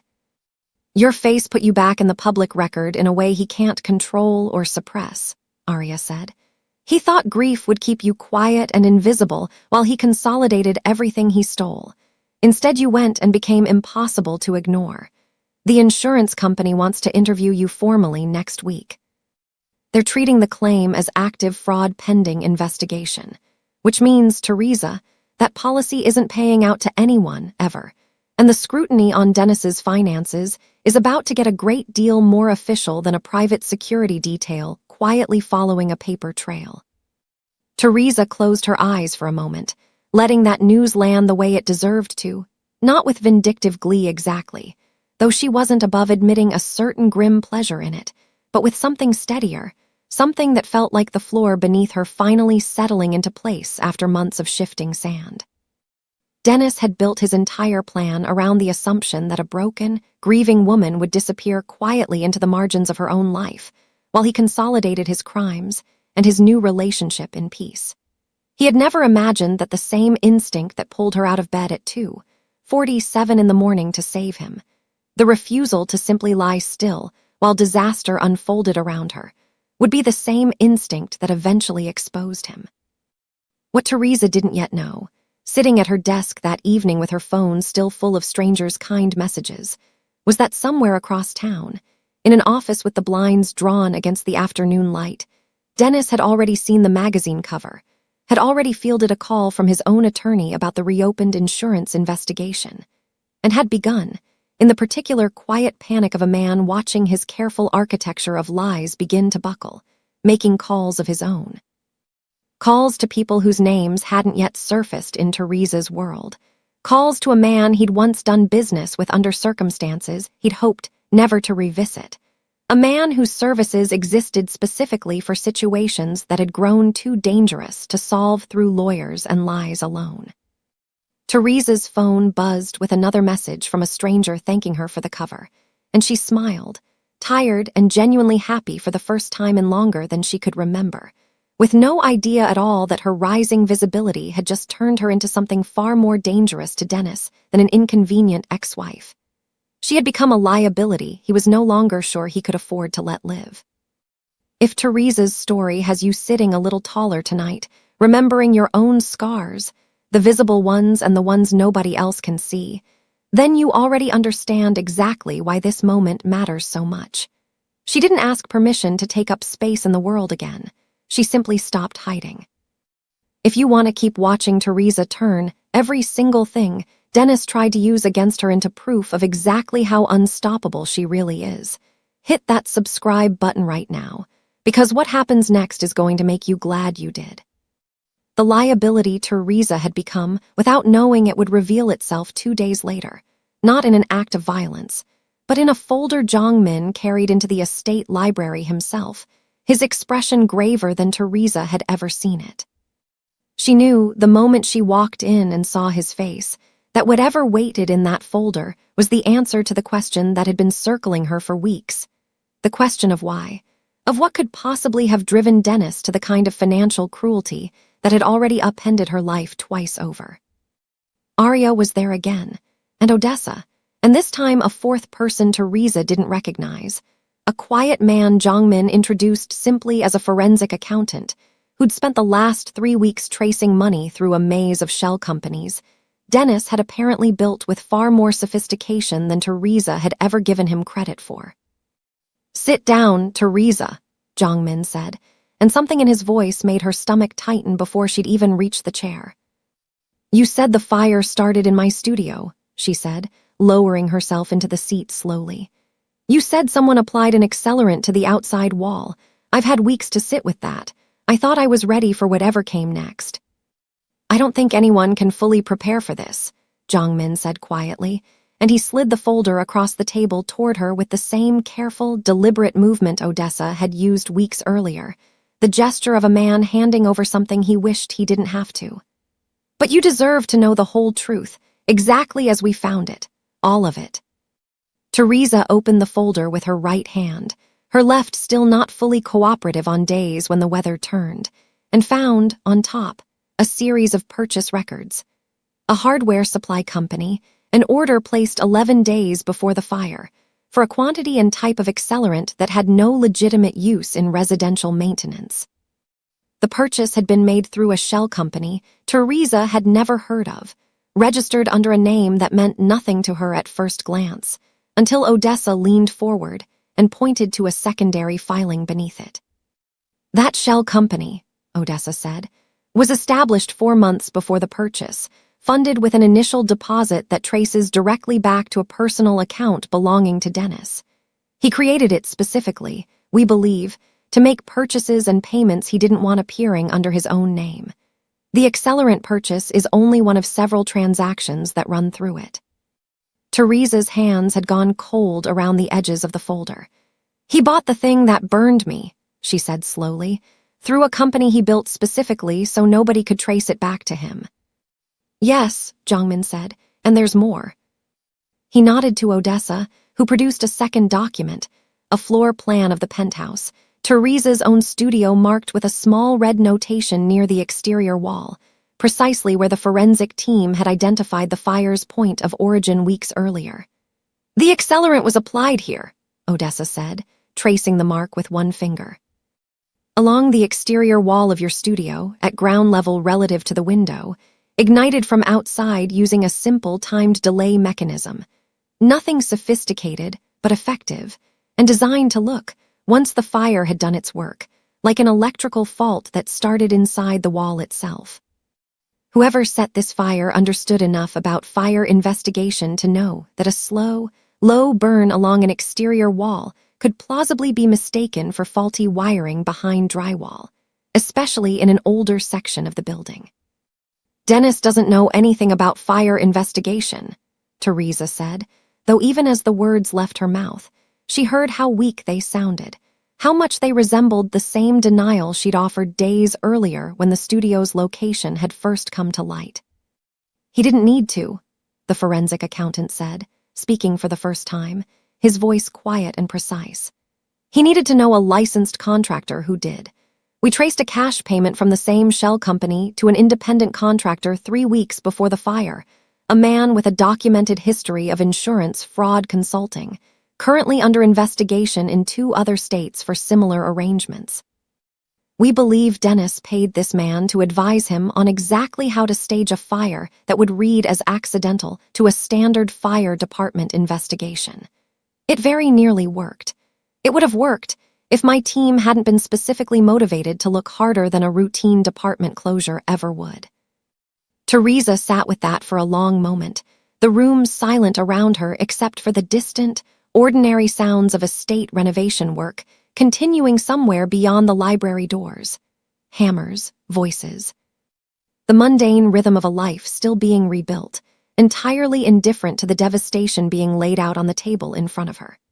She thought of the studio itself, the small, cherished room where she kept her father's tools, where she'd stayed late that night finishing a proposal that had, without her ever knowing it, saved her own life by keeping her awake past the hour Dennis's plan required her to already be sleeping in bed. "He knew I worked in there," she said quietly. "Late, often. He used to complain about it, actually, said I spent more time in that room than I did with him." Her voice caught slightly. "I thought that was just Dennis being Dennis, petty, a little controlling about my time. I never once thought." "You couldn't have," Arya said gently. "Nobody thinks their husband is capable of this, Teresa. That's not a failure of judgment on your part. That's just what love does. It makes you trust the person you've built a life with, right up until they prove they were never worth trusting at all." Teresa nodded, though the words did little to ease the cold, sick feeling spreading through her chest. She turned the next page in the folder herself this time, and found what she'd been dreading without fully realizing she was dreading it. The insurance policy again, but with additional documentation now attached, a full accounting of Dennis's finances in the months before the fire, laid bare in a way that told a story far more damning than simple greed. His construction and development company, the one he'd built his reputation and his social standing around, had been hemorrhaging money for nearly a year before the fire, overextended on 3 separate projects, carrying debt he'd hidden from Teresa entirely, facing a margin call from investors that would have exposed the whole operation as insolvent within weeks if he couldn't produce a substantial infusion of capital fast. $5 million, delivered through a life insurance payout on a wife whose death could be staged to look like a tragic accident, would have solved every one of his problems at once, erased the debt, satisfied the investors, and left him free to pursue the relationship with Sable Rays that he'd apparently already begun, secretly, 4 months before the fire ever occurred. "He was seeing her before," Teresa said, the realization arriving cold and complete. "Before the fire. He wasn't grieving our marriage when he left me in that penthouse in bandages. He'd already replaced me. He just needed me dead first so it would look clean." "We believe so," Jongmin said quietly. "Financial records show recurring expenses consistent with an existing relationship dating back at least 5 months before the fire, dinners, a rented apartment, jewelry purchases that don't correspond to any gift given to you during that period. He wasn't a man overwhelmed by tragedy who fell into someone else's arms for comfort. He was a man who had already built the life he wanted with someone else and needed you gone to fund it." Teresa closed her eyes. 4 months of grief rearranged itself again, this time into something so much colder and more calculated than she'd let herself imagine even in her darkest moments. She had believed, in her most generous interpretation of events, that Dennis's abandonment was weakness. A shallow man's inability to love a woman whose face no longer matched the polished life he wanted to present to the world. She had grieved that weakness as though it were simply the worst thing he'd done to her. It was not the worst thing he'd done to her. It was, in fact, almost incidental compared to what she now understood, that Dennis had studied her habits, funded a murder through a shell company designed to hide his fingerprints, paid a man to teach him how to disguise an execution as faulty wiring. And then, when the plan failed and she survived, sedated and unharmed, dragged from a fire he'd started specifically to end her life. He had looked at her burn scars every single day afterward and felt not guilt. Not horror at what he'd nearly done, but rage. The particular, festering rage of a man confronted daily with the living proof that his careful crime had failed. "That's why he couldn't look at me," Teresa said, the pieces finally settling into a shape she understood completely. It was never about the scars being ugly to him. It was that every time he saw them, he was looking at evidence that I should be dead, and I wasn't. "Yes," Jong-min said, his voice quiet and grave. Every day you survived was, to him, a daily reminder that his plan had failed. Your scars weren't a wound to him, Teresa. They were an accusation he couldn't bear to face. Teresa sat in the stillness of the library, the folder open in front of her. The full architecture of Dennis's betrayal finally laid bare in its true, monstrous shape. She thought of the candlelit dinner, of setting 2 plates for a man who had already tried once to kill her and would. She now understood with a chill that settled deep into her bones. Very likely try again the moment he understood how close her exposure had brought him to losing everything. She thought of every night since the fire that she'd slept alone in that penthouse, unguarded, unaware that the man who'd once shared her bed had tried, with careful and patient calculation, to make sure she never woke from it. "He tried to kill me," she said finally, aloud, letting the words exist fully in the room for the first time, no longer softened by euphemism or disbelief. "My husband tried to burn me alive for insurance money, and when it didn't work, he left me in bandages and stole what was left of our life together, and all this time I thought the worst thing he'd done was stop loving me." "The worst thing he did," Jong-min said quietly, "was decide your life was worth less to him than $5 million. Everything since has just been him trying to cover for that decision." He held her gaze steadily across the table, something fierce and protective moving behind his composed expression. "But Teresa, we have everything now. The purchase records, the shell company, the forged policy, the contractor's testimony. We have enough to end him completely, not just financially, but with federal charges that will put him away for the rest of his life." Teresa felt something shift inside her chest, grief and fury, and something colder and steadier settling into place where 4 months of confused, misdirected mourning had lived. She had spent months grieving a man who left her. She understood now, with a clarity that felt almost like relief after so much fog, that there was nothing left in her to grieve. There was only the truth, sitting in a folder in front of her, and the question of exactly how she wanted to use it. "Then let's end him," she said. "Publicly, completely. I want him to understand in the moment it happens exactly how thoroughly he lost." Jong-min held her gaze a moment longer, something that looked almost like pride moving behind his eyes, and reached for the last document in the folder, one he hadn't shown her yet, one that would tell Teresa exactly where, and exactly when Dennis Leans was about to lose everything in front of the entire city that had once celebrated him.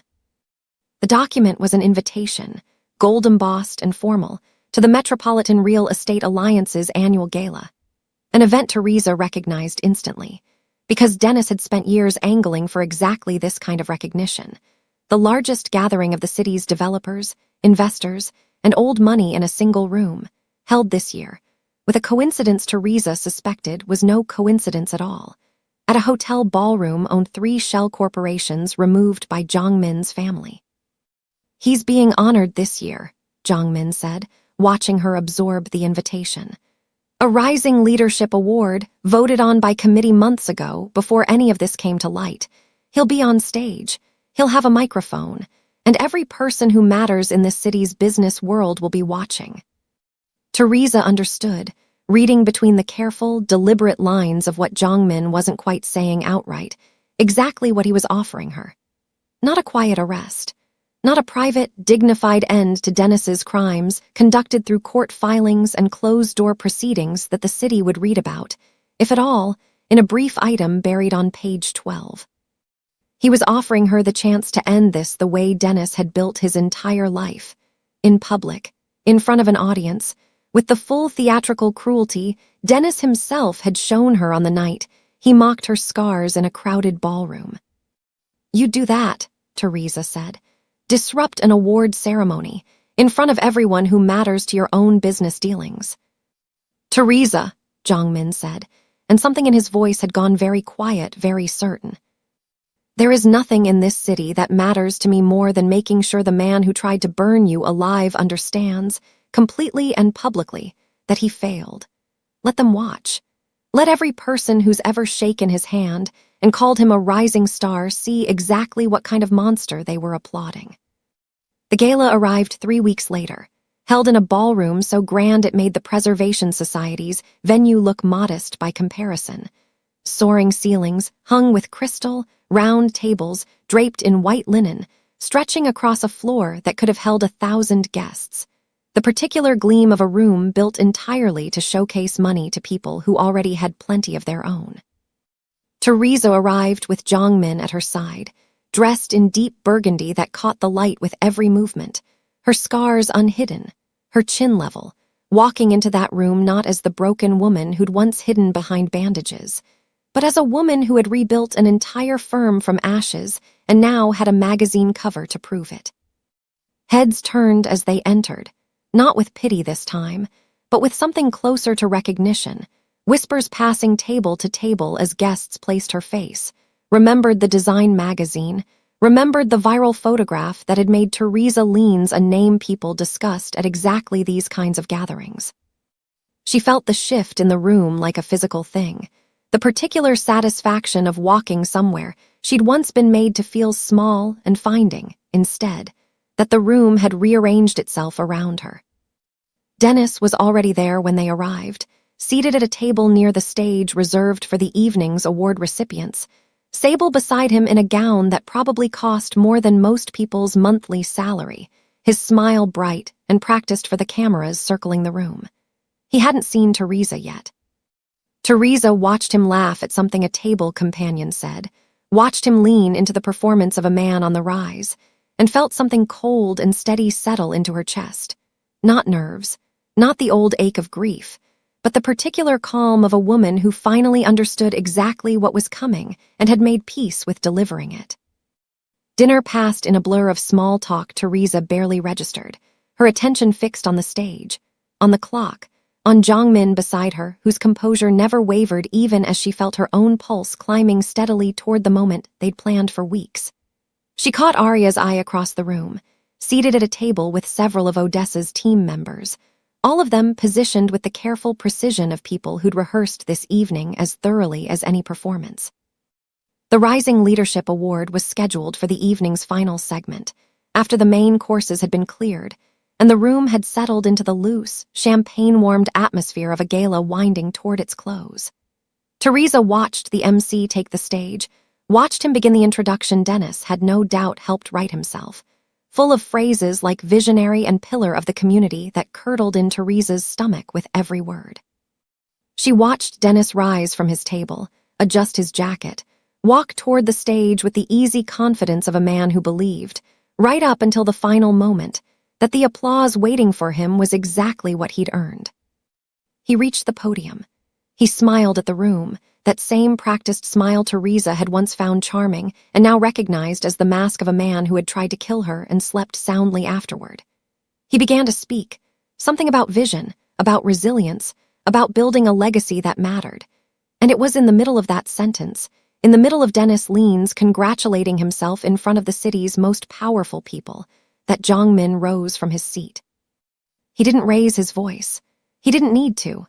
He simply walked toward the stage with the same unhurried, absolute confidence he carried into every room he entered, and something about his approach made the MC falter mid-introduction, made the room's low murmur of conversation begin, table by table, to quiet.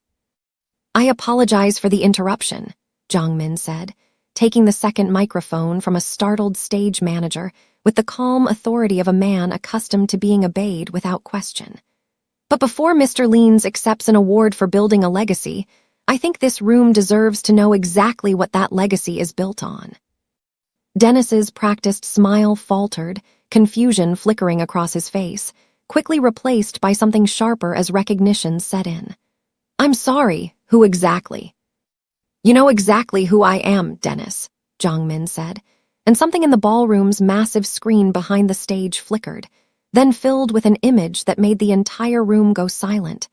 The insurance policy application. Teresa's forged signature enlarged for every guest to see clearly. The $5 million payout figure impossible to miss. Gasps rippled through the crowd. Teresa remained seated, her spine straight, her chin level, watching Dennis's face drain of color as the screen behind him cycled to the next image. The shell company registration, the accelerant purchase records, the contractor's payment history, each document building a case in front of the very people whose respect Dennis had spent years cultivating. 31 days before a fire nearly killed his wife, Jong-min continued, his voice carrying easily across the stunned ballroom. Dennis Leans forged her signature on a life insurance policy worth $5 million, payable to himself upon her accidental death. 11 days before that fire, he purchased accelerant through a shell company designed specifically to hide his fingerprints. He paid a known insurance fraud consultant to teach him how to stage a murder as faulty wiring. The screen shifted again, this time to the floor plan of the penthouse. The fire's true origin point marked in stark red exactly where Teresa's studio had stood. The fire didn't start in the guest room where Dennis claimed to be sleeping. It started outside his wife's private workspace, ignited from the exterior, using a delay mechanism designed to give him time to establish an alibi in another room entirely. A room where toxicology from that night confirmed he had, in fact, sedated himself. "This is insane," Dennis said, his voice cracking with a panic he could no longer keep contained. His eyes darting across the ballroom, searching, Teresa realized with grim satisfaction, for an exit that wasn't going to materialize. "This is a fabrication, this is." "Teresa Leans survived that fire," Jong-min continued, unmoved, his gaze fixed on Dennis with an intensity that seemed to pin the man in place. "Not because your plan failed through any mercy on your part, Dennis, but because she happened to be awake finishing a project you resented her for caring about. She survived, and then she dragged your unconscious body out of a burning apartment, suffering severe burns in the process, without ever knowing that the man she was saving had tried to ensure she'd never wake up at all."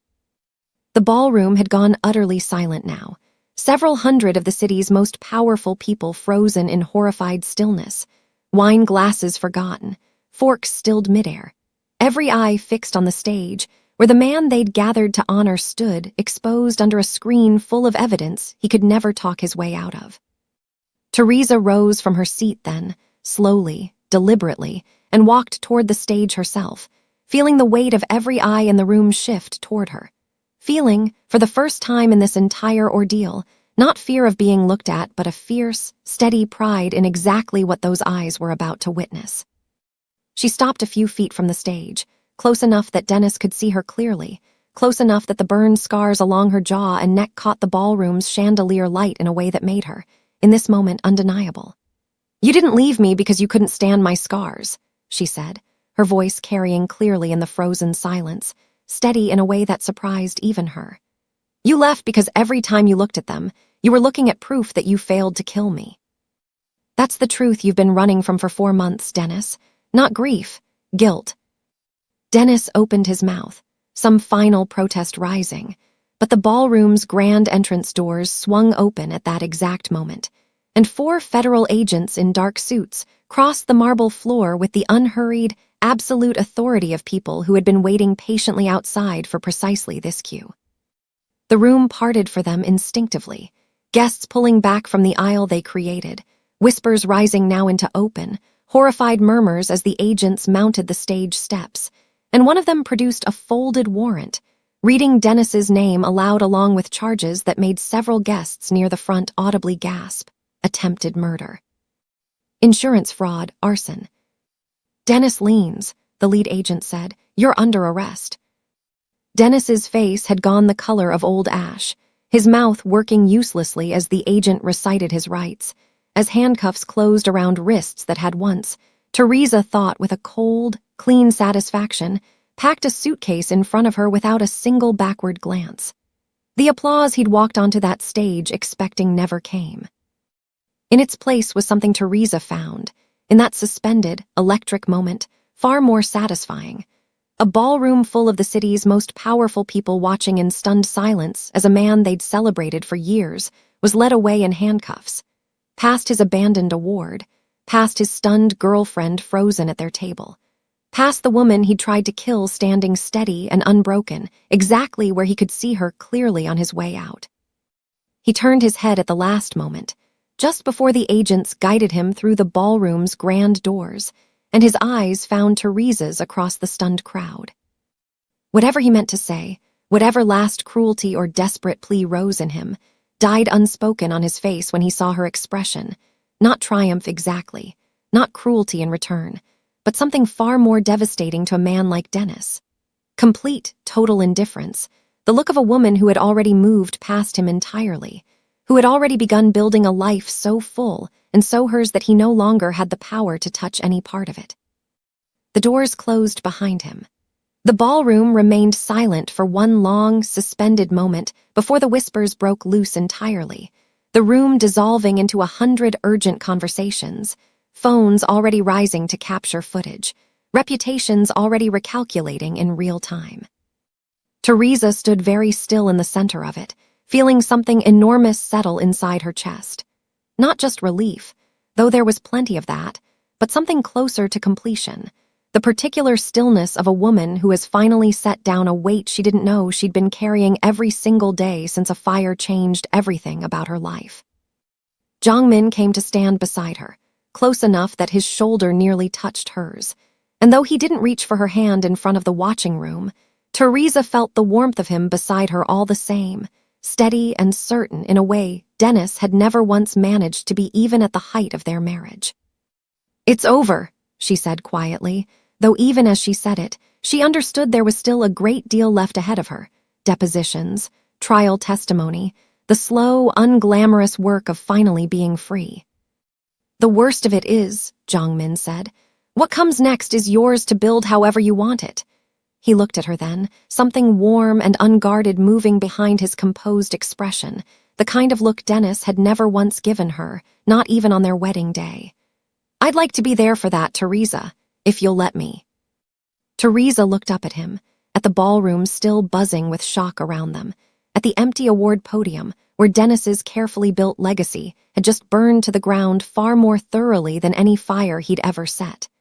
And for the first time since the flames took half her face, she let herself imagine a future that had absolutely nothing to do with survival and everything to do with beginning again. The future Teresa had let herself imagine that night in the ballroom arrived, in the end, exactly 8 months and 11 days later, though it took nearly all of that time for the last of Dennis's carefully built world to finish collapsing around him. The trial itself lasted 6 weeks, though Teresa attended only the days her presence was required, sitting each time in the front row with her chin level and her scars unhidden, letting the jury see, without a word from her, exactly what Dennis's crime had cost.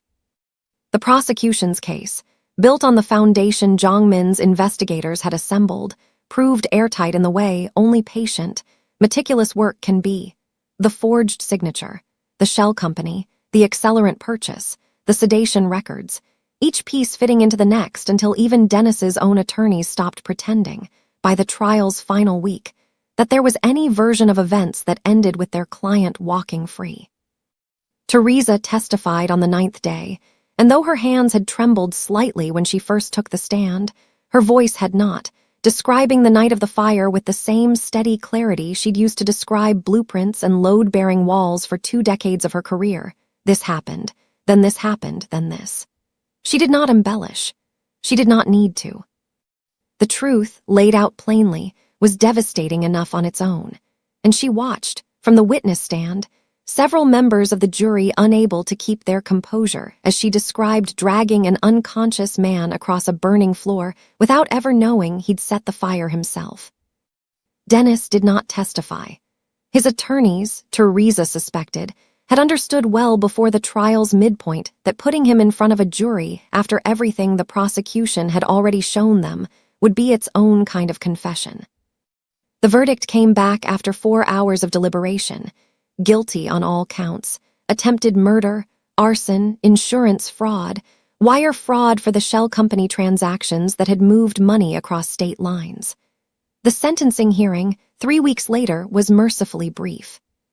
The judge, a stern woman who had clearly read every page of the case file with real attention, did not mince words about the calculated cruelty of a man who had studied his wife's habits closely enough to plan around them, who had let her burn herself saving him rather than reveal what he'd done, who had then abandoned her in her most vulnerable state and tried to strip her of what little he hadn't already stolen. Life imprisonment without the possibility of parole. Dennis had shown no visible reaction when the sentence was read, though Teresa, watching from the gallery, thought she saw something finally break loose behind his carefully composed face.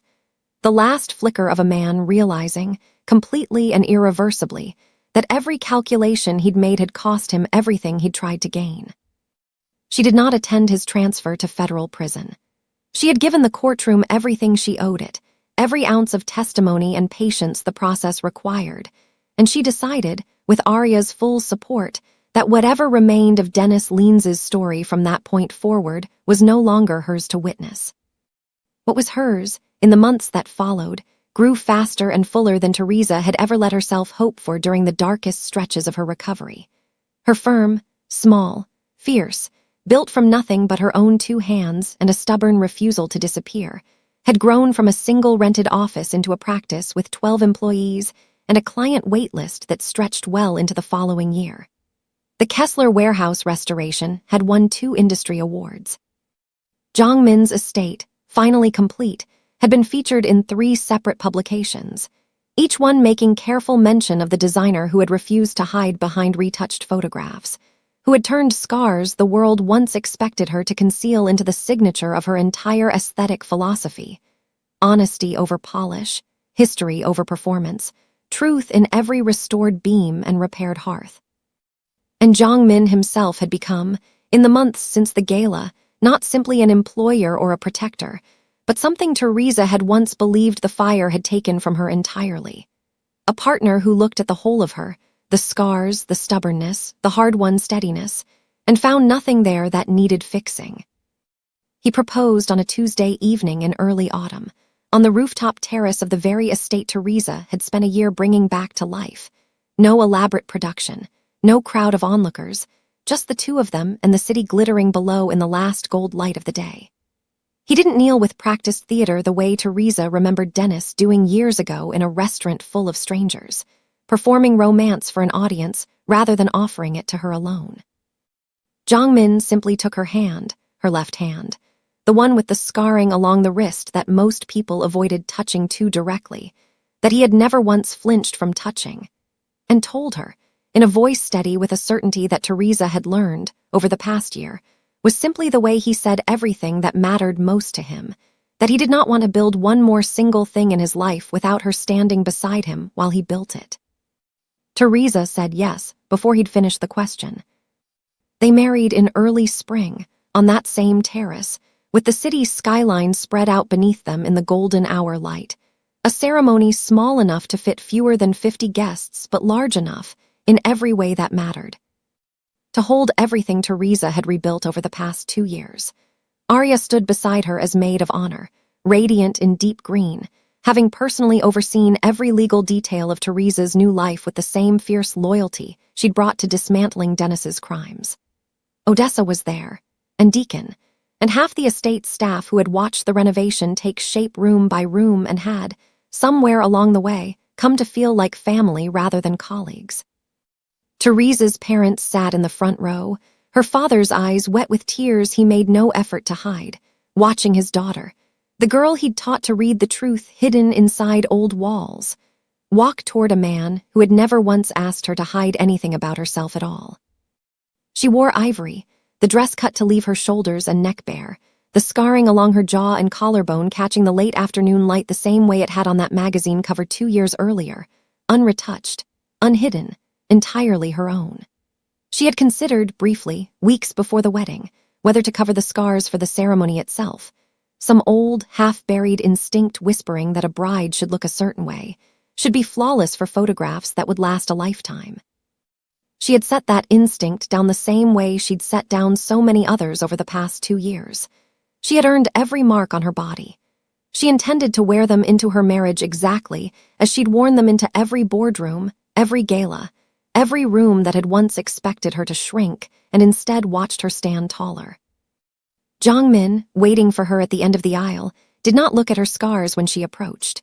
He looked at her, all of her, the whole of the woman who had walked through fire twice now, once literally and once through months of grief and betrayal and reckoning, with an expression so open, so entirely without reservation, that Teresa felt the last small, guarded corner of her heart finally, fully unclench.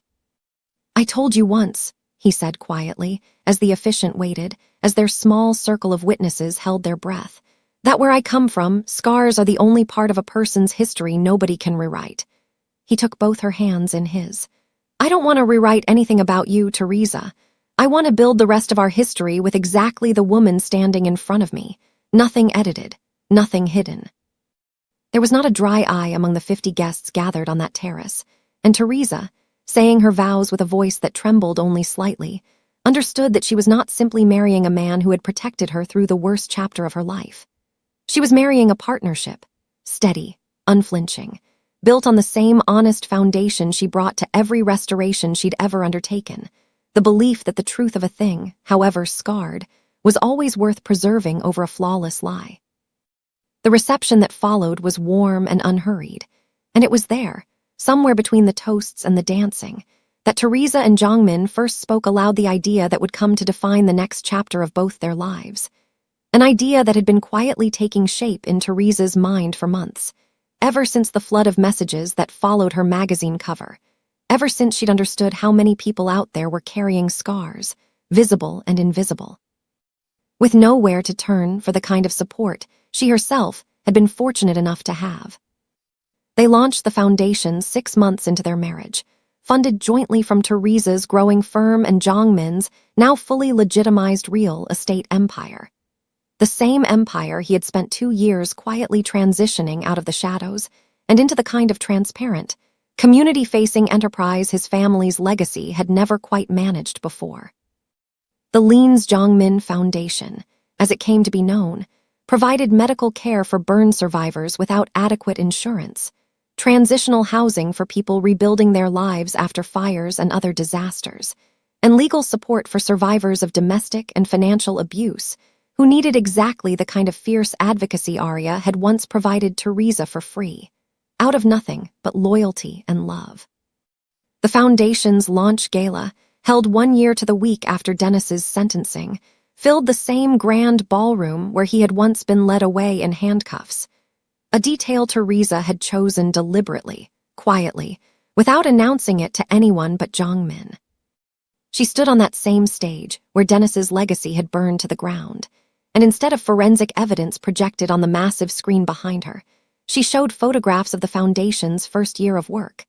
A young mother rebuilding her home after a fire, a burn survivor receiving reconstructive surgery she could never otherwise have afforded, a woman escaping a marriage far more ordinary in its cruelty than Teresa's own, but no less devastating for its survivor. Now standing in transitional housing, the foundation had helped secure. 2 years ago, Teresa told the crowd, her voice steady, her scars catching the same chandelier light that had once illuminated her husband's arrest. "I sat at a dinner table in bandages, watching a man I loved walk out the door without looking back. I didn't know then that he'd tried to kill me. I only knew that I'd been left to rebuild myself from nothing, and that the world seemed to expect me to do it quietly, invisibly, hidden behind whatever version of myself would make other people comfortable." She paused, let her gaze move across the room, across faces she recognized now not as strangers who might judge her, but as a community that had, slowly and steadily, come to celebrate exactly the woman she'd become. "I want every person this foundation touches to understand something I had to learn the hardest way possible. Your scars are not the story of what was taken from you. They're the story of what you survived. And survival, properly honored, is the beginning of an entirely new kind of power." The room rose in applause that lasted long enough to bring tears to her eyes, and Teresa, standing beside a husband who had never once asked her to be anything other than exactly, fully herself, felt something settle into place that she hadn't fully believed possible on the night 4 months into her recovery, when she'd set a candle-lit dinner for a man who couldn't bear to look at her. She had built something enormous from that ruin, not despite the fire, not despite the scars, or the betrayal, or the 4 months of hollow grief she'd wasted mourning a man who had never deserved a single tear.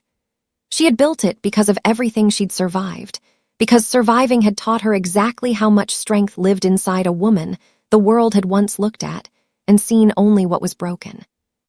Late that night, after the gala had wound down and the ballroom had emptied, Teresa stood at the window of the estate's private car, overlooking the city's skyline, Jongmin's hand warm and steady in hers, watching the lights of the city that had once made her feel so small and so alone now spread out beneath her like something she belonged to, fully and completely, exactly as she was. Somewhere across that same skyline, in a federal facility whose walls Teresa would never have to see, Dennis Leans was beginning another day of a sentence that would last the rest of his life, alone with nothing but the knowledge of exactly what he'd thrown away.